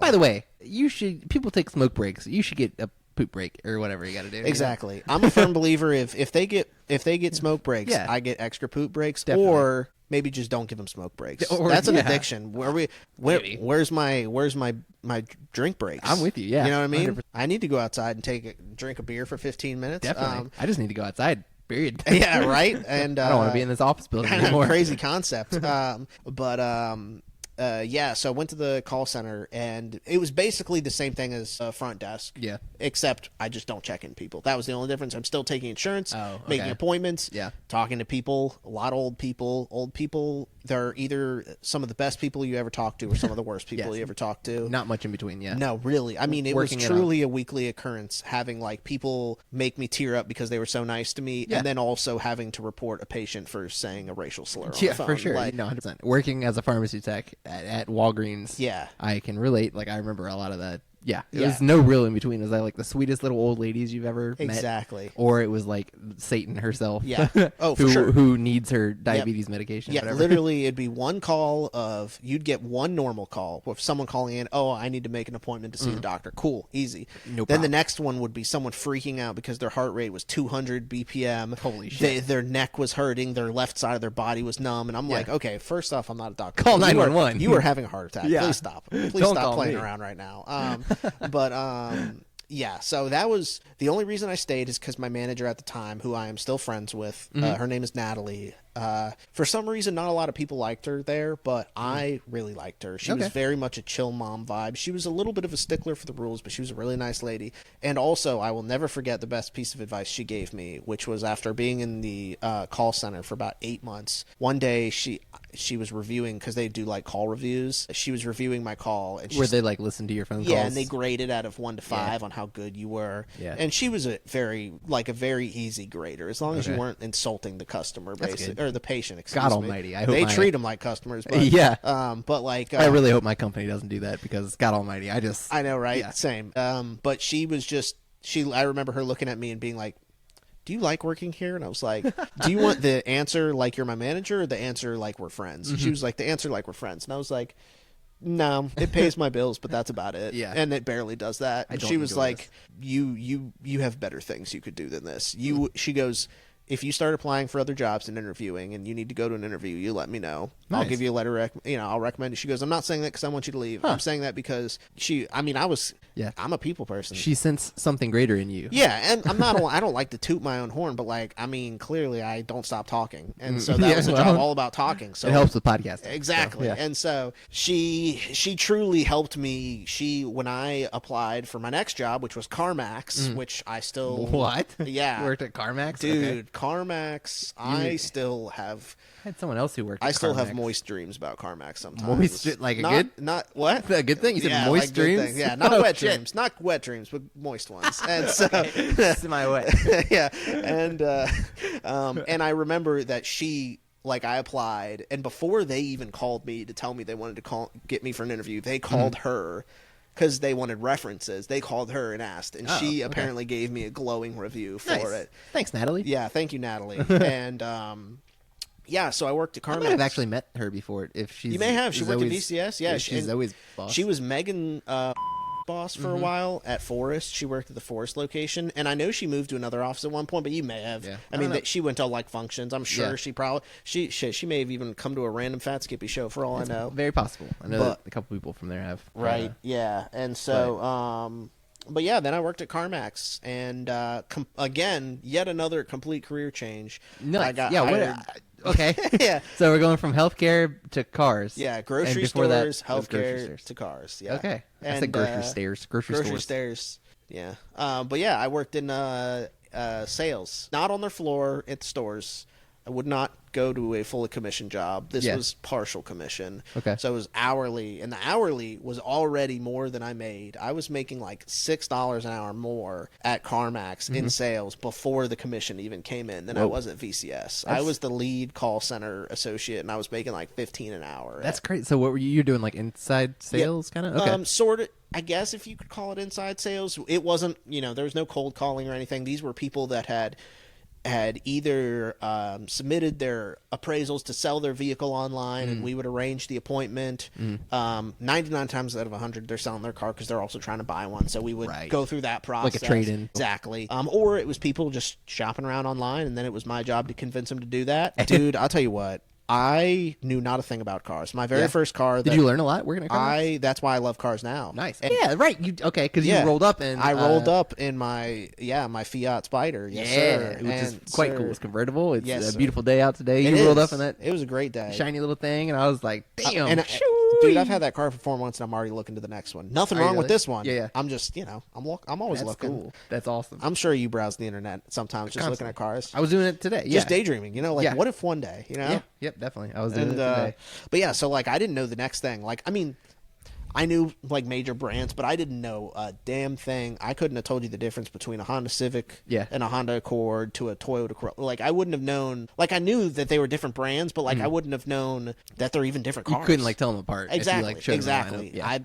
I thought Jeep was a style for a long time. I didn't know it was a brand. Like Nice. I thought, you know what I mean? Yeah, like, yeah. and so I love. It took me a long time as a kid actually figuring out make and model. Yeah. For I think some that- reason I just never really thought about it until I was that's in pretty normal. until I was in like 8th grade. And I was worked- like, oh, I get when it. I worked at CarMax, Amanda made a rule that I wasn't allowed to talk about cars after 6 o'clock because I wouldn't stop talking about them. But I feel like that's pretty normal to like get makes and models, because sometimes she'd be like, "Is that a Mercedes, BMW, or something like that?" And I'd be like, "Well, those are two different brands, but like one of them is right." That's you know? one thing about it. Like I'm kind of a car guy, but I don't know shit about cars. Like That's I couldn't change the oil in my car right now if you told me to. Look, I can But do oil and a couple things, and that's it. Yeah, see, I can't even do that. But I could tell you like the make and model of whatever that car that just went down 2D. Exactly. I will do that all the time. I'll be driving and I'll be like, "Ooh, look at that car. That's a whatever." Yeah. And Amanda will be like, "Okay, good for you." You Neato. Thanks, bro. But yeah, so I worked. Do you do that thing with her where a song will come on the radio and you'll be like, "Yeah, who's this? Do you know what band this all is?" the time. I do that constantly. Yeah, she will do with that to people. me because she listens. We have completely different tastes of music, but then we have one kind of like sliver of genre in the middle that we cross over a lot with. So like she is the middle part of if the Venn she listens diagram. to this one day, I apologize, Amanda, but she is kind of like a typical girly with her music. Taylor Swift. Not that typical. thank God. Thank God. She like if one comes on, she may listen to it, but she's not a Swiftie. Thank God, no. But she like pop. She loves Disney songs, things I would say like the average woman may listen to. She does have a lot of things that she listens to that I'm like, that's not like a big name person. I have no idea who it is. Like she's got a couple random girl singers that she likes. She's Dua Lipa or something. not even, but like people that I won't even know the name of. Some girl named Ash Nico. No idea who that is, but Amanda listens to her, and the girl sounds like she's really angry when she sings. Really? Amanda, just in the last year, apparently has discovered, just like most Americans discovered, they like Kendrick Lamar in the last year. And no, you're good. I also picked up on Kendrick in the last I know, year, right? so, Same. yeah. And but I really like before that. Before the Super Bowl, I think I knew DNA. And that was it. Same. Yeah. And Damn. she probably has a wider variety of things that she listens to than me, because she also likes like country and stuff. I don't really mess around with that too much. Neither do I, brother. You and I have pretty similar tastes. I feel like a lot of the classics. You know, I like classic rock, like 90s bands. Lately, I've gotten into a lot more like metal stuff. Heavier so metal. Mine is, I would say, if it's anywhere in the realm of I do like rap, though. rock and metal of any kind, I'll at least give it a listen. You know what I mean? My favorites are 80s and 90s rock, and then I do like metal a lot of different kinds of metal, and then I do like rap. I don't want to say a specific, but I have like I'm a big fan of late 90s, early 2000s West Coast rap. Oh yeah, hell yeah. Dr. Dre, Dre's the Snoop, best, things like that. 50 Cent, he's from New York. Yeah, I mean, I do also like Dr. East Dre, Coast because it still kind of scratches that nostalgia itch a little bit. Ice but Cube. Sorry. So no, Ice Cube, Biggie, 50 Cent. Like I still like the East Coast because it still kind of scratches that, almost like that. Yeah. Nowadays, it almost feels like a little lo-fi in a way. It's a little more know? timid, not timid, but more like I mean, it kind of tame. is. Yeah. More tame than a it- lot of rap today. Yeah, it not as overproduced and stuff. Yeah. Look at And- us two white guys with beards talking about rap on a Yeah. podcast. Shit. That's Normally, exactly. hey, well, we're I vowed not to become this. no, but yeah. So I don't even remember how we got to music, but yeah. But we were talking. We keep doing this. This is like the third time. CarMax. CarMax, that's right. And you'd controlled the music. Yeah. At, at VCS and whatnot. But we were on CarMax and talking about so cars. I was internet sales there, and that's where you found your love of cars. I loved that job. Yeah. So much. And the pay structure was so good. I remember, like, my paychecks. I mean, I was making like $15 at BCS. I would frequently get paychecks sub $1,000, and that sucks as an adult. But for a lot of people, that's still the reality. There's nothing wrong with that. But I had a lot of medical debt, paying student loans now, things like that. And I just remember getting that first paycheck and being like, "Damn, Mama made it." Yeah, I remember that feeling. And I had it with McKesson. Yeah, and so there, when I worked there, because you had a flat hourly rate, and then you got they called them miles there. It was just some kind of measurable metric. You know, if you completed a sale, then you got a certain number of points. If you were involved in a sale that was completed, but you weren't the primary person, you got like half the points. Okay. And then if you like found the lead or like took it from, we had like people beneath us that were like the actual like lead getters. Like if people submitted emails, like lead generators. Yeah, exactly. They would then turn it to us, the actual sales reps. And then if we turned that, and it turns out maybe they weren't trying to buy a car, but they wanted to go to the service department, or maybe they just bought a car and they needed to, you know, do some other paid service. We would get a small amount of points for that, and then the more points you had, it was like there was no cap. It was like a exponential growth thing. 1 point translates to like a certain number of dollars. Yeah, cool. The average, like for most people in a month, the average was like your normal pay plus like it's like $600 or $700, which I mean, okay, not bad.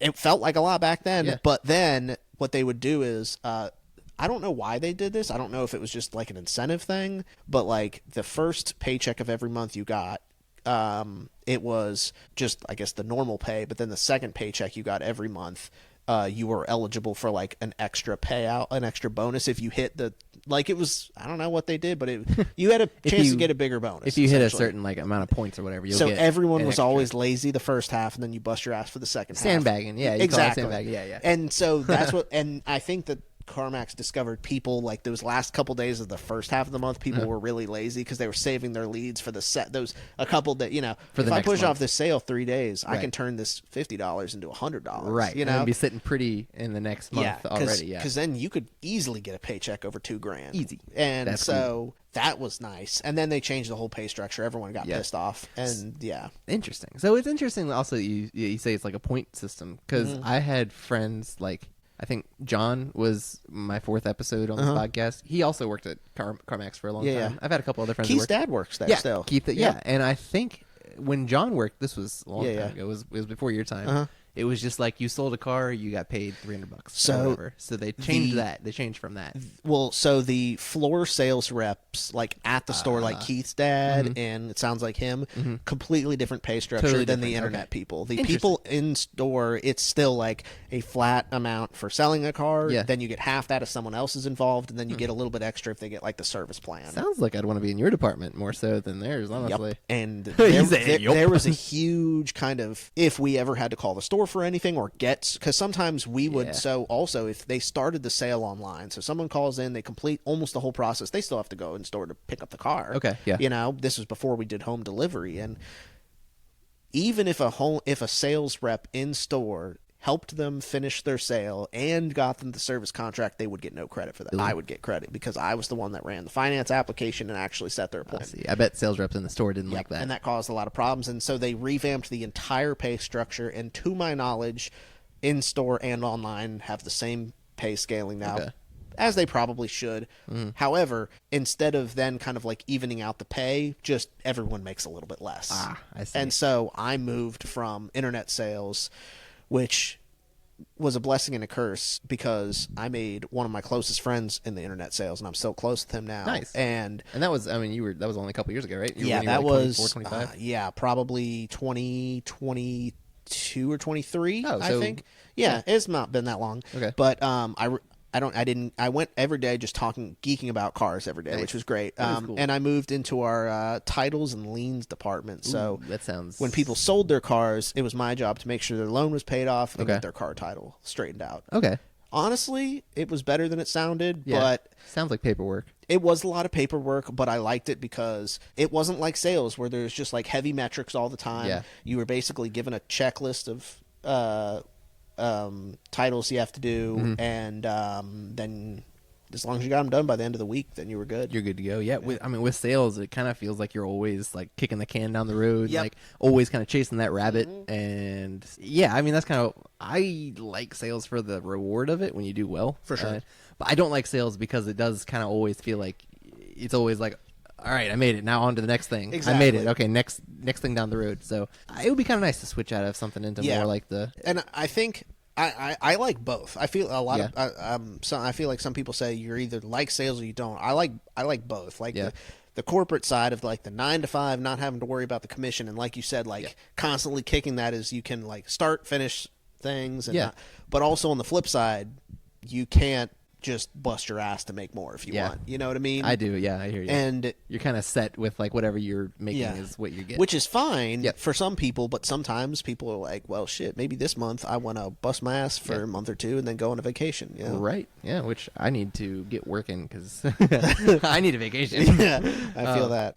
So how long did you work at CarMax for? I worked at CarMax for about 2.5 years. Okay. And then I got my job where I am now. Nice. And that is at CoStar. At CoStar. And you said you were cool with leaving the name in there and all that? I'm fine with that. Sweet. Nope, I don't have bad things to say about that. So a fun fact, actually, before I got my current job, when I moved back to Richmond, I actually interviewed with CoStar too. Oh, really? I think it was for like a homes.com. A homes.com, yeah. Yeah, like sales. They are always hiring for homes.com. Inside sales, homes.com, I think is what it was. But that's cool. Okay, so do you want to talk about like CoStar? Because I kind of know what CoStar is, but not really. So CoStar is... own a couple of websites. Yeah, so they basically... So they are one of the 2 companies that actually created the MLS database, the NMLS database for like real estate. For Major League Soccer database? No, that's the... So like when you post your home for sale, it goes to the... I don't know if it's MLS or NML. I think it's NMLS.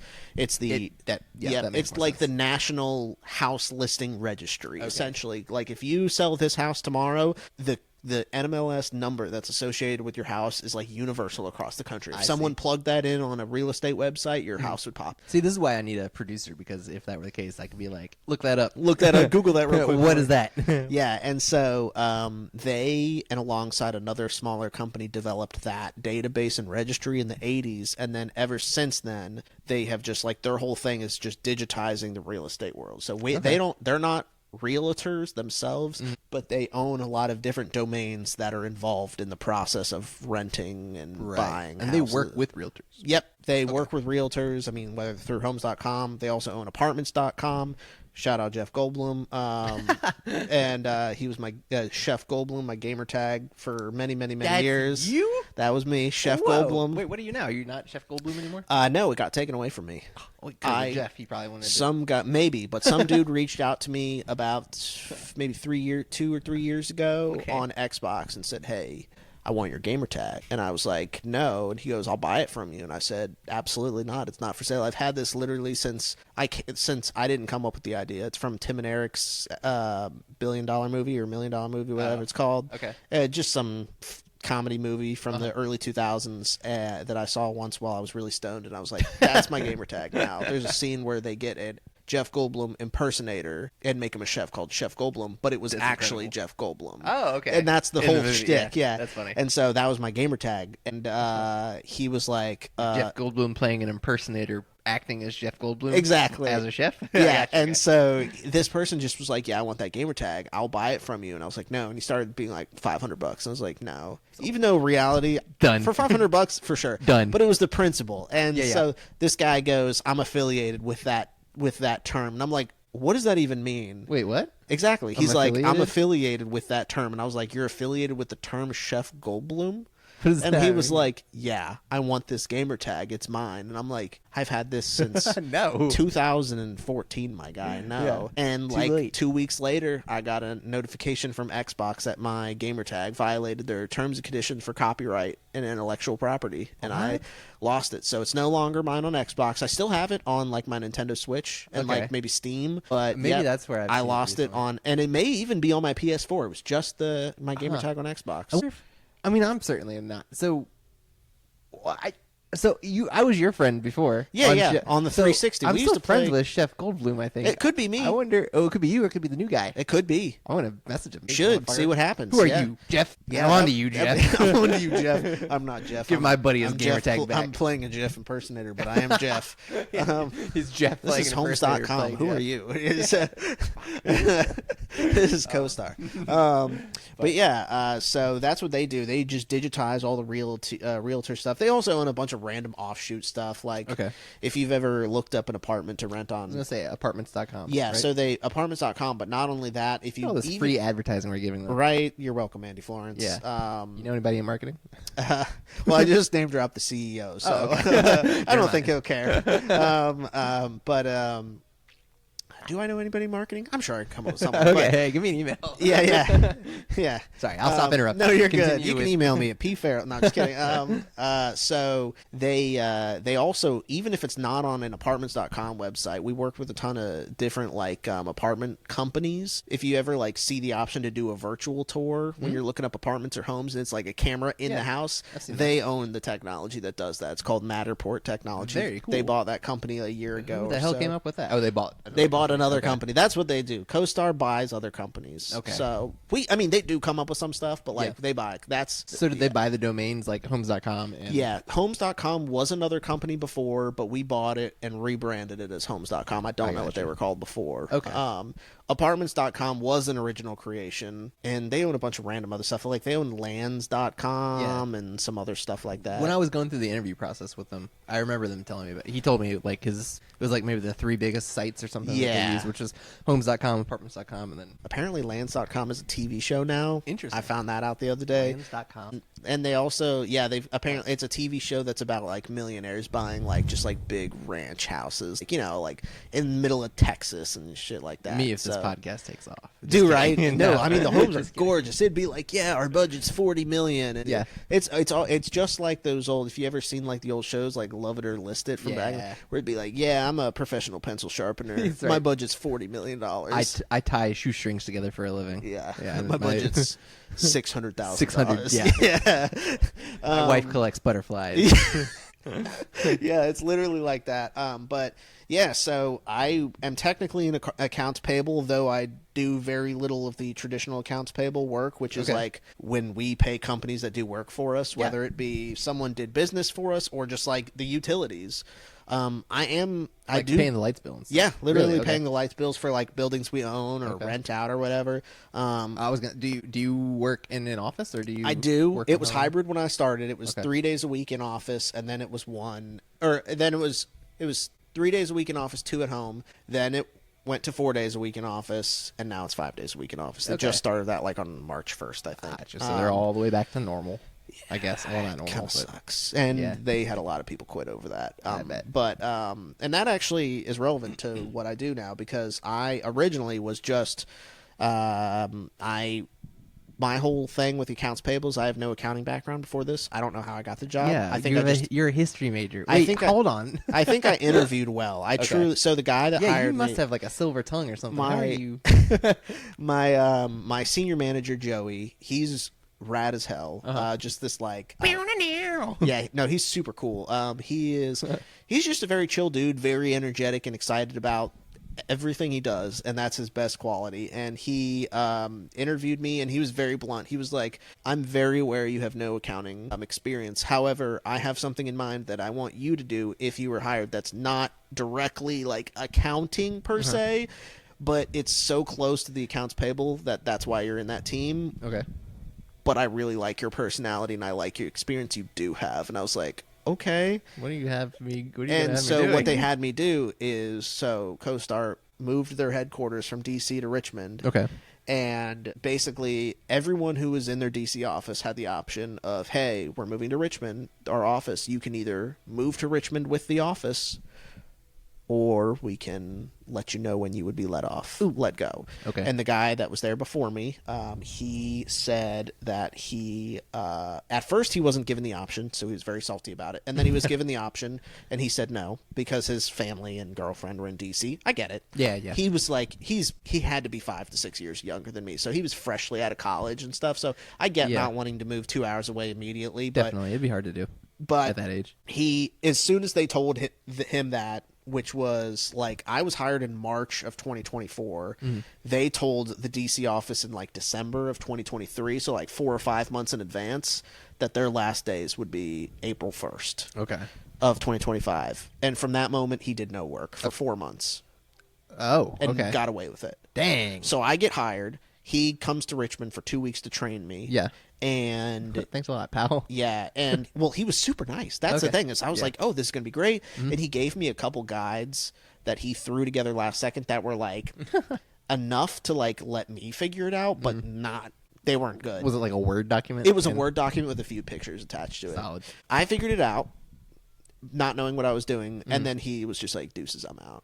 And he ended up he ironically ended up getting rehired by CoStar for the home's research department. I think he's there still now, but I had to clean up his mess because literally I got hired, and then my senior manager was like, by the way, we just recently discovered that he has not done any invoices for the. So what I was trained to do was the card program. So anyone that's got a company card, that's the invoices I do. So I see all the traveling salespeople spending, our events team. Wow. I even have access to like the C-suite spending. You would not believe how big the credit lines are. That's insane. It is eye-opening. Yeah. And how many, like you said, it was like 100? Yeah, there's like a roughly 100, like I'll call like regular, they call them P cards, purchase cards. Those can have a limit like a normal credit card, maybe $1,000 or $2,000, all the way up to, there's some people that have like $50,000 or so. Yeah. But like our C-suite executives that like Amex cards, like $500,000. we're talking like $2 to $3 million. There are some people that put it to work. Wow. Yeah. Damn. It's crazy. No, it's private jets and stuff like that, or? Oh, I mean, I don't know if we can talk about this stuff. No, you're good. Most of them are actual expenses. Yeah. A lot of these are our C-suite, so we got a lot of like we have one guy that's, I won't say his name, but he's just like, his whole job is he's like investor relations, so he keeps up the rapport with all the people that are sinking their money into CoStar, and so of course he's going to wine and dine them all over the world. And so like, I see. So yeah, he's taking them golfing. Exactly, taking them to golfing. I heard he took a bunch of them to Dubai once. That's a couple million. Right exactly. There. And so that's nuts. So what I do with all How do that I get is that guy's job.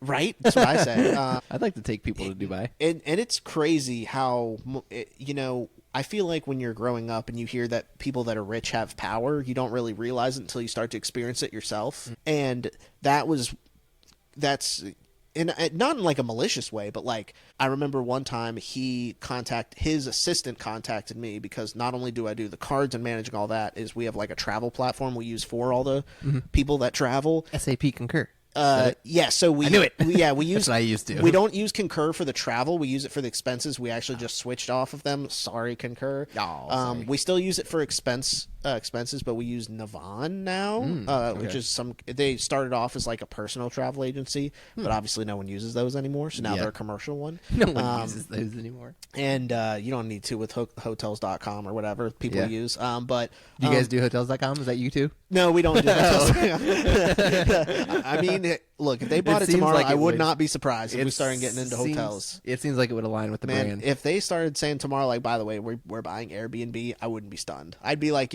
seems like it would align with the brand. It really would. Maybe I need to submit an ID to Andy. Yeah. Never mind. All right. So no, but yeah. So he literally, his assistant calls me to let me know that his jet just landed at what is it called? It's the main airport in Atlanta, like the Jackson something airport in Atlanta, in downtown Atlanta. He landed there for a conference, and arguably my least favorite airport, by the way. Yeah, well, that's what I'm about to go there. So thanks, buddy. No, you'll probably have a good time. Yeah. Next thing you know, you're gonna tell me Spirit sucks. No, I'm just kidding. I know they're bad. No. Are you flying Spirit? No. Oh, thank God. I'm not I that. was like, please don't. I'm not that dumb. No, they were nice enough to put me on, some normal Delta. Do you know what you're flying? Okay. I think it's either Delta or American Airlines. Those are like we have like deals with them. It's probably Delta if you're going to Atlanta. They're big. That's their. It probably is. His assistant literally calls me. I can hear the wind, like ripping by, and she's like, "Hey, we just landed in Atlanta, and the rental car isn't here." And I'm not at work. It's 7:40 in the morning, and I'm getting ready for work. I'm getting ready to leave, but I'm like, "Hey, what do you want me to do about it?" Like, not in a like a what do you want me to do, but like a genuinely, what would you have me do? Like, I don't know what to do in this. And she was just like, I don't know either. You're the travel guy, right? And I was like, I mean, yeah, but like I've never had that happen. Not really. And I was like, this is gonna be a really dumb question, but does a car normally pick him up directly from the airport? Like on the tarmac? I was like, wait, are you on the tarmac? And she goes, yeah, we're at the tarmac. We're in his hangar. I was like, his hangar? His hangar? And she goes, well, not his hangar. It's CoStar's hangar. And I was like, okay, news to me, but okay. She goes, yes, his rental isn't there. He apparently had like rented a G-Wagon and it wasn't there, and he threw a fit about it. And at 7:40 in the morning, before the rental company's even open, he calls someone he knows there 2 hours before their like their brick and mortars location even opened and got someone to drive him that G-Wagon out to the tarmac. Man, that's cool. I'm like, that's Connections. That's the money that I want. But yeah, so that's basically what I do. I handle the cards, and then I do all the travel with, and I reconcile it, see how much money we spend, and put it in, create invoices and submit them through the system for our accounting team. Shake your head and can't believe like how much money goes through. And, a lot of money. Yeah, a and lot then of money. okay, and send it on to account. Yeah, cool. All right. It's not the most glorious job, but you know, it's one of the. I'll say it's probably one of two jobs I've had where I wake up and I'm like, all right, I got to work today. Yeah, you know what I mean. Not too bad. Yeah, I don't love it, but it's not bad by any means. Pays the bills. And it pays the bills. Pretty good money. Like you just like a. I'm a one-man team. There used to be a girl that was kind of like above me, sort of. And when we went all in office, she was like, "Well, I have a kid at home. I'm out because I can't afford childcare 5 days a week." She had like a special condition where I guess she worked from home 2 days a week still, like on Tuesdays and Thursdays, and they told her she couldn't continue that. And she was like, well, I'm out. I can't do that. And then literally the next day, my senior was like, "Are you ready to take over all of her stuff?" And I was like, no. Well, I guess. And he was like, "By the way, you're getting a raise." And I was like, okay, all right. okay. In that case, yes. I'll take it. I'll take it. That's pretty cool. Yeah. So okay. Yeah. And so you've been there for how long? About a year and some change now. Okay. So about a year and 2 months. And yeah, because you started there after I moved back. It's flown by. It has. It has. I can't believe it's been almost a year since I've moved back. Yeah, which is crazy to think about too, because I remember when you moved back. Yeah. Well, in June it'll be a year, so not quite yet. But still, that's crazy. I remember that. Yeah. But yeah.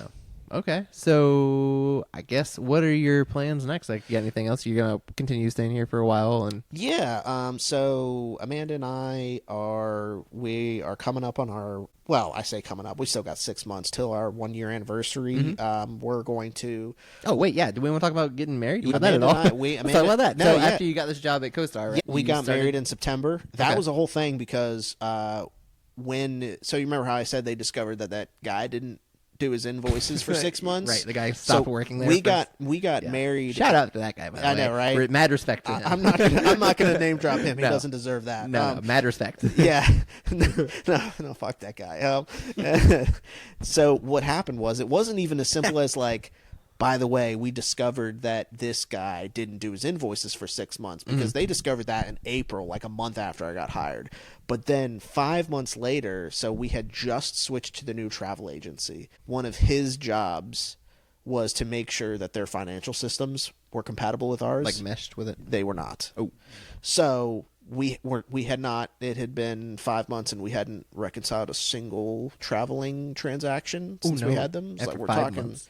months. $11 million unreconciled funds. That's a ton. And then all of a sudden, our UK branch got audited by the UK government. Our CFO started sweating bullets because he's like, $11 million. It's a matter of time until we, the US branch, get audited. That's crazy. Which we have now, and we passed. So I had about 2 months to reconcile $11 million, and it was stressful. Which, yes, it wouldn't have been as bad except for when they discovered. So I got married on September 16th of last year, and they discovered this on like August 1st. So like I got married on September 16th, and they discovered that this needed to be done. So a month before you got and he was like, married. "Can you do this before October 1st?" And I'm like, No. I get married on September 16th, and then I'm on honeymoon. No shot. No. And he was like, "Please, it has to be done before October 1, before the like the next quarter or whatever." Yeah. And I was like, You do it. and then he was like, Just kidding. Yeah, I know. And so I was a good sport. Yeah. And were you able to do it? I did do it. Okay. I worked. It didn't take nearly as much overtime as I thought, but it still sucked. I was probably working 50, 55 hours a week for about a month and a half. This is basically doing like forensic accounting, right? Yeah. Which I think is kind of what my mom does. Yeah. Like for the Federal Reserve. Yeah. And so, she works at the Federal Reserve? Yeah, she does. Yeah, she works right next to me. That's funny. The No CoStar shit. building. the CoStar building. I literally could see the Federal Reserve. Did they just build that CoStar building? They're still building one, and Okay. there's one that got built and finished last year right next to the Fed. That's right. Okay. That's our 501, and then there's literally another one right next to that that's being built still. Okay. I'm in. There's two buildings on the opposite side of the Fed that are like these two. I don't want to call them twin towers, but they're these two twin towers that are right next to it. They're like this pinkish red color, and I work over there. They're very towers of similar shape and size. Yeah, there's been a lot of plane crashes. I'm not trying to jinx anything lately. And so, I've been a lot of plane crashes. Dude, speaking of which, our DC office. By the way, hell of a time to go on your first plane ride. Dude, our DC office is, well, their Arlington office now is literally like, so it's a 31-story building in Arlington that I've gone to. The 31st floor is a 360 like panoramic like coffee shop up there because why not? And one of the angles overlooks, you can see the airport where that plane crash happened. Oh, wow. And one of my coworkers was there working late because he flies home to Nashville every weekend. Okay. And he was just working late, waiting for his flight. He had a late flight. Yeah. And he saw the crash happen from the 31st floor. Let me rephrase. He didn't see it because he was working, but he started hearing all the sirens and he heard like, and by the time he Lights looks up, there's stuff. like smoke and stuff like that. And, Dang, that's crazy. But then the police jarring. came up and they actually escorted him out. So, That's got to be scary, especially not so I'm flying to Atlanta in a couple weeks. So great. Well, I hope it goes great for you. Hopefully it's safe. Hopefully never flown before, huh? Hopefully, no. I'm sure it'll be fine. Yep. No. So I've flown once as a baby, but like 2 years old. So I don't really count. I don't count that. So I'm excited. A little nervous because I historically get car sick. So Amanda thinks I'm gonna barf. We'll see. What? It's only a 2-hour flight, 2.5-hour flight to Atlanta. So. Once you're in the air, you can't really tell. The only time you can really tell that you're like moving is what I'm thinking. when it's taking off. That's what I'm thinking. Or when it's landing. So that's what I'm thinking. I only get sick on cars when it's super curvy. If I'm just on the highway, I don't have any problems. Yeah. You know. So. Have you ever been on a cruise ship?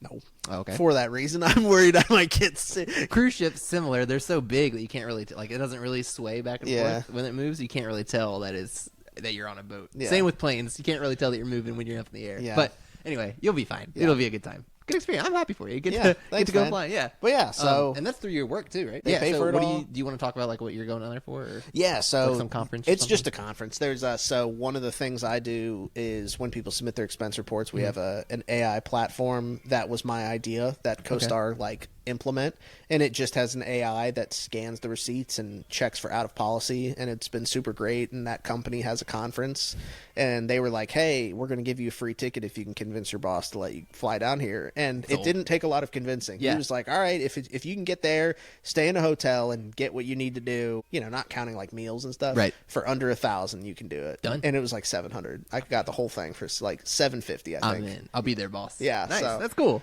That'll be. Have you been on like a work conference trip before? Not far away. I've had to go up to Arlington a couple times for just like random, meeting clients and things. But and that's with this job that you've had to go up to. Okay, only in a year. That's cool. I told Amanda it's kind of jarring going from a life of jobs that are very kind of like menial to just like suddenly I'm like, oh, I'm the only one in this company that does this, and I kind of feel important, and it's kind of scary. It's a little jarring. So I had this conversation with someone. I don't know who I was talking. I was in the car. Whoever I was with, and I was just like, it hit me. At this job currently, I'm the sales consultant in charge of the entire state of Virginia for a company. I'm in charge of a whole state for a company. Yeah, I shouldn't have this level of responsibility. Literally, I don't know what I'm doing. I know. So my boss at my current job is the best boss I've ever had. I'm the only employee in the whole state, by the way. That's for crazy. My company. You're telling me? I didn't know that. That's crazy. I'm it. Yeah, my boss lives in North Carolina. That's crazy. Yeah, my boss she's the best boss I've ever had, and she's very chill, and I tell her all the time, I'm like, why did they give me this power? Like, if I wanted to, I could log into Amex right now and just like use someone's card to go buy some D&D stuff. Like, obviously I would never. Yeah, of course. Super fraud, but like we have morals and standards. Exactly. Yeah. I mean, not everyone, dude. Speaking of which, I'm not going to name drop because it was a huge deal when it happened, but we had a C-suite executive. Actually, let me take that back. I don't know if they were C-suite executive. I don't know what their title was, but they were a very recognizable name within the company. Okay. And scandal. I don't know if they got terminated for this or if it was just like one of the factors that led into it, but they were let go somewhat unceremoniously after they used the company Amex card to take a a 7-day trip to Disneyland with their family. Ooh, yeah, you can't do that. Now they were like, but I'm going to pay them back. And he did. He literally went to the bank and like deposited money and like paid it the next day. But the problem was like, we have to account for his Disney trip. And if we get audited, like, don't have a reason for it. Exactly. It's like, yeah. And they were like using it for like meal passes and fast passes. You can't like, come do on, that. dude. Even why did he do that? Especially if he could pay it back. He claimed it was an honest accident. I'm like, how do you swipe the company card that's metal for like a week straight? That would be for a week straight would be tough. I could see it like I could see it once. We get them occasionally. Some people would be like, "Oh my god, please don't fire me! I accidentally paid for my Chick-fil-A with my card." And I'm like, it's fine. It happens. But I also get like you could like it could be an emergency and you just the only card you have on you is your company card. I get that. I don't think anyone's getting upset about I've that. I've seen Planes, Trains, and Automobiles. Like, exactly. Have you seen that movie? Yeah. With Steve Martin, I think it was. Yep. Old movie, but they use their company card at one point to pay for a hotel or something. And I don't know. Hey, look, it's an emergency. I'd do it. It happens. What were we talking about? Oh, I had one more thing I actually wanted to talk to you about. Yeah. So we've got Co-Star and all that. You mentioned D&D a couple of times. Oh, yeah. So you're a DM? I am. Nice. How does it... I also played in D&D. Yeah. So I'm going to ask you... Don't you DM? Oh, that's right. Yeah, ask me away. So D&D, I told Amanda this right before I left, that I was going to say that the only reason I have a job is so I can afford my cats in D&D. Hell yeah. That D&D is my passion. So, what do you want to know? I guess just like, so your campaign now, how long have you been playing, first off? So I have been playing D&D in general for probably about 5 or 6 years now. We started right before COVID. That's around the same time I started playing, too. And I've had the same group of people except for like one person. One of my brothers doesn't particularly play with us anymore just because he's super busy. Yeah. He works retail, so just, retail schedules suck. And definitely. but we've had the same group of about 5 or 6 people for that entire time. That's cool. And it just so happens that all of our jobs have, anytime someone's had a schedule change, because we originally were like meeting on Fridays every week. And then at one point someone was like, I'm going to be honest with y'all, like, I'm free on Fridays, but it's very difficult for me socially to give up every Friday for D&D. Everything else, yeah. So then we experimented with every other week, and then we couldn't just because. So then we moved to Thursdays, and then someone got a new job, and we moved to Tuesdays. So we play Tuesdays. Where we've done, this is, I think, technically our 4th campaign. The first one was just like the beginner one out of the box. Yeah. And then we did, our very first real campaign we did was a Skyrim-themed campaign. Oh, cool. So you're doing like homebrewed stuff, like stuff you made up. Yeah, so... and you've been DM every time? The whole time. Okay. I'm the perma DM, and now that I have done both, because I'm actually a member of a group where one of my players is the DM, and he's a very good DM. But I much prefer DMing. Okay. I like so having you have 2 groups going on right now. Yeah. One where you're a player, I have and a lot one more where you're than 2, DM. but the 2 is the main one. You have more than 2? So holy shit. My schedule. So this is why it's how hard for me. How the hell did you find time for this? I don't do anything else. That's how. Okay. Thank you for coming over. I know. I've been kind of a pain in the butt. Dude. I think I rescheduled it at least once. I have. Maybe not. Certainly. Maybe more. But I have one group that meets on Mondays where I'm the player. I'm a fox wizard. Well, now a warlock. I sold my soul to Asmodeus. Hell and yeah. then you gotta do that. And then Tuesday I'm a DM. Thursday I'm a DM. Friday I'm a DM. Monday, Tuesday, Thursday. So Friday only days. meets every other week, though. Okay, so 3 to 4 nights a week you're playing D&D. Yep. Holy shit. Yeah. That's a lot of D&D. Yeah, it's great though. I appreciate it. I'm glad that it's getting like a resurgence. It's yeah. Kind of like coming up, getting more popular anyway. And it's not truly every week, only because we're adults, we got schedules. So yeah, there's I'll say almost every week there's one group that doesn't meet. Yeah. And that's honestly, it's probably better that way, just because I'd probably die. But oh wait, so Wednesday is really your only free night a week, right? And this week Friday. This week I've got a brother out of town. Okay. And then Wednesday's my free day. Okay. And then usually, so of course, my Thursday and Friday groups are both every other week, and they're like opposite weeks. So like one week I'll have a Wednesday and Thursday, and then one week I'll have Wednesday and Friday. It's not terrible, but so D&D's my real passion. I don't know why I never brought this up all day today. I had a side hustle for quite a while that I only recently quit. I was one of those nerds that started buying and selling trading cards during COVID. Oh yeah, I forgot about that. Yeah. I started doing mostly Pokemon just because, why not? I was a 90s kid. And this for 2 or 3 years in a row. I mean, it doesn't sound like a lot, but it was extra cash. I think in 2023 we made like $4,000 and then made like $5,000 the next year. That's pretty but good. Scalpers killed the market. Fuck scalpers. You can't buy anything at Target anymore, Walmart, nothing. You're going to be paying scalper prices everywhere. But also, just like with any job, if you start doing something you love, it sucks the fun out of it. It made me not want to play Pokemon games, collect. I worry about this a little bit with that, and that's fair. Yeah, I think if you can dose it out, you know. One a week's pretty good. Yeah, so like I had to stop selling entirely, and it took like 8 months of literally not touching cards, barely playing games. Yeah. And then finally I've gotten back into it over the last few months, and I'm now collecting for myself for the first time since I was a kid, and it's been very nice. That's awesome. But one of my buddies was just casually, like a couple weeks ago, was like, hey, by the way, I found this binder in my parents' attic. Yeah. Can you take a look at it? And I opened the first page, and I'm like, that's a first edition Charizard. Oh, he goes, shit. Is that worth a lot? And I'm like, yeah. A lot. Probably could pay my rent this month. Easy. Like more than that. Yeah. Right? And so his was pretty, at first For a year, right? At first I was like, oh my God, this page has $10,000 worth of cards. But like that could pay your rent for a while. How do kids treat cards? They're in their pockets. They're in their wallets. They're playing on the playground. Literally, it broke my heart when on like the second page, he had like a first edition Mewtwo, gorgeous.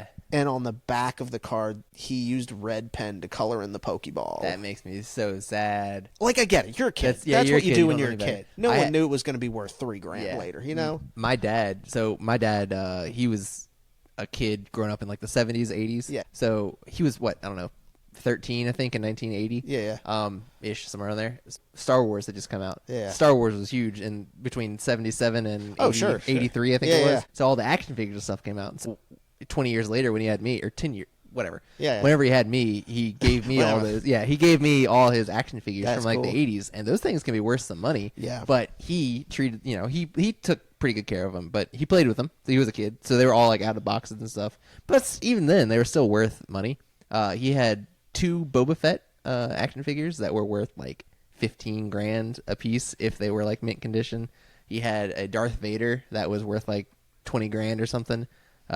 But we had dogs, and he had me again, and he was a kid too. So you just don't know those things. Yeah, and so between him and me playing with him, and then the dogs, like I think Darth Vader got his head chewed off. No, I think one of the Boba Fetts got like eaten or lost or something. But anyway, yeah. Yeah, so. my dad did. When I started getting into Pokemon, my dad, he's not into Pokemon. He actually worked. He got laid off from his job. Your dad worked at Pokemon? No, no, God, I wish. So my dad worked at Capital One for like his whole professional career, basically, really? and then they laid him off. His dad did too. Yeah, and so he got laid off maybe like 2 years ago or so. Okay. And my dad's like in his early 60s now. He's like, I don't want to fucking job hunt. And my mom, it's retirement age. Yeah, maybe. and my mom's on the tail end of her career. She makes solid money, so she's like, just get a part-time job if you're bored. You don't have to work. Are they still in the same house that you like grew up in and stuff? No, they moved. Oh, that's right. You said they moved. They actually just in December moved in with my grandparents. My grandfather's got dementia, so they just need some extra help. And but my dad got a part-time job at a trading card store. Nice. And it's so funny. My whole life, he was just like the serious dad. Full circle again. And we'll be hanging out, and my dad would be like, did you see the new Pokemon set Journey Together came out? And I'm like, how do you know that? He goes, I hear the chase card from Prismatic Evolutions Umbreon EX is still going for about $1,200. I'm like, Dad, who the fuck are you? Who are you? I know. Father?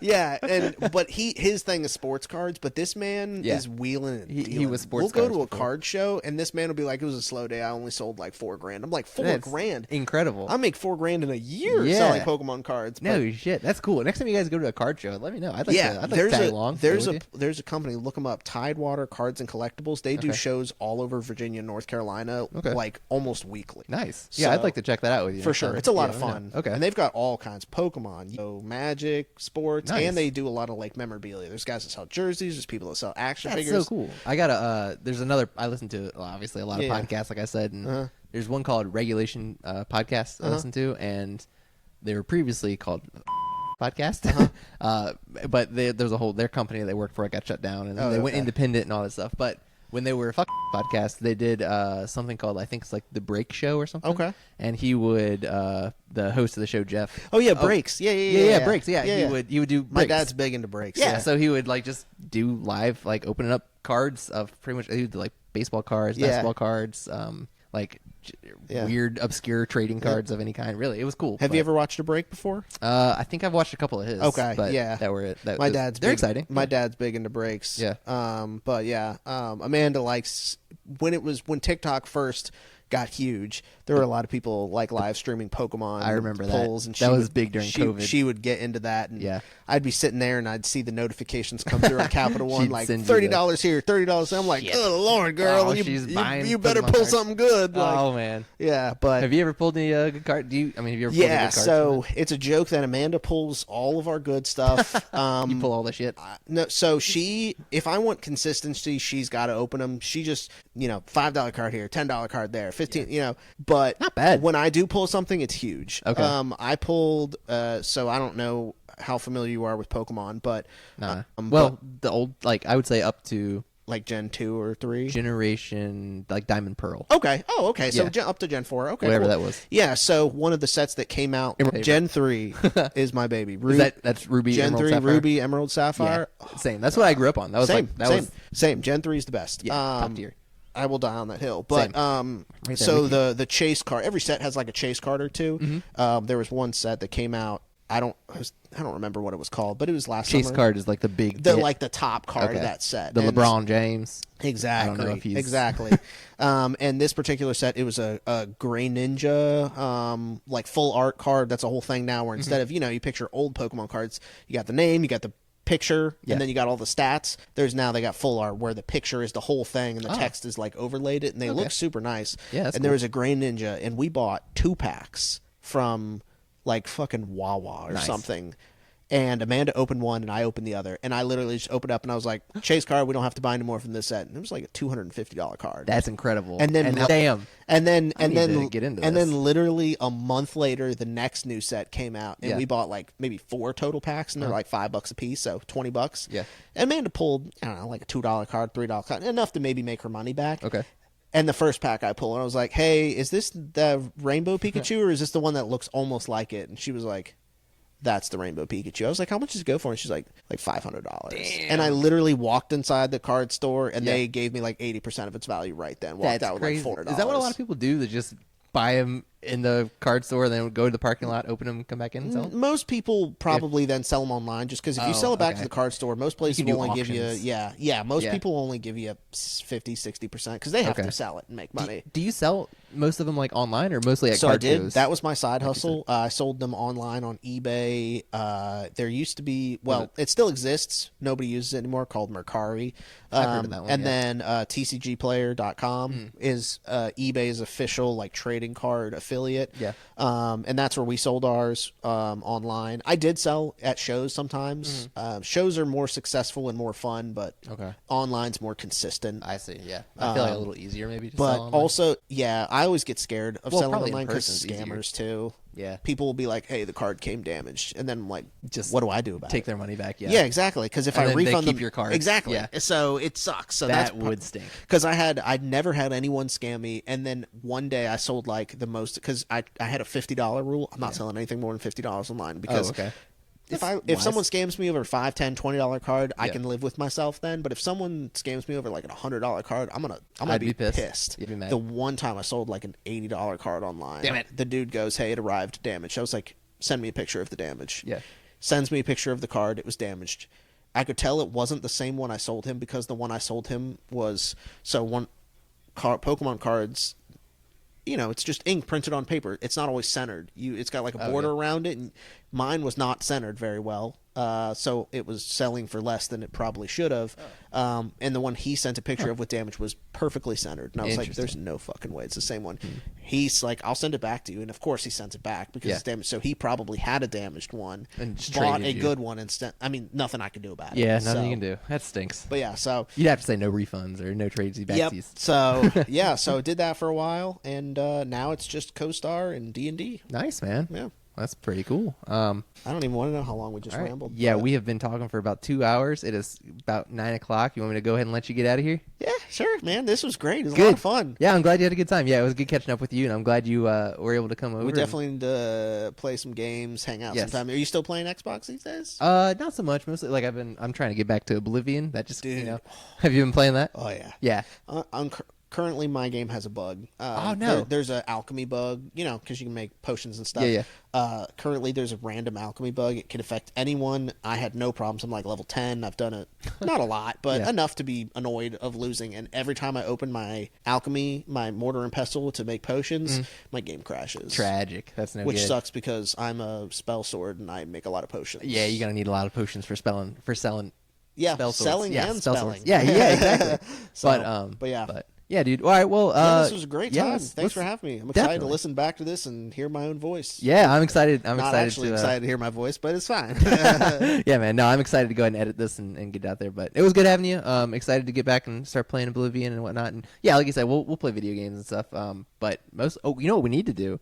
We need to get together and play music. Yes, we do. You're a very good guitarist. I have been craving it more and more. My schedule has sucked. I know it. Mine has too. But every time it's one of those things. It's almost like going to the gym. Like it's not like going to the gym because nobody wants to go to the gym. But it's one of those things. Like once you get there, you're like, damn, I missed this. Yeah, you know what I mean? Yeah, exactly. It feels good once you start playing. Yeah, yeah. So, but yeah, for sure, we'll definitely figure something out because I definitely need to get some more people in my life jamming. Definitely. But cool. All right, man. Well, yeah. Thank you again for coming out, and thank you all for listening. So this has been yet another episode of Work Friends Podcast. So.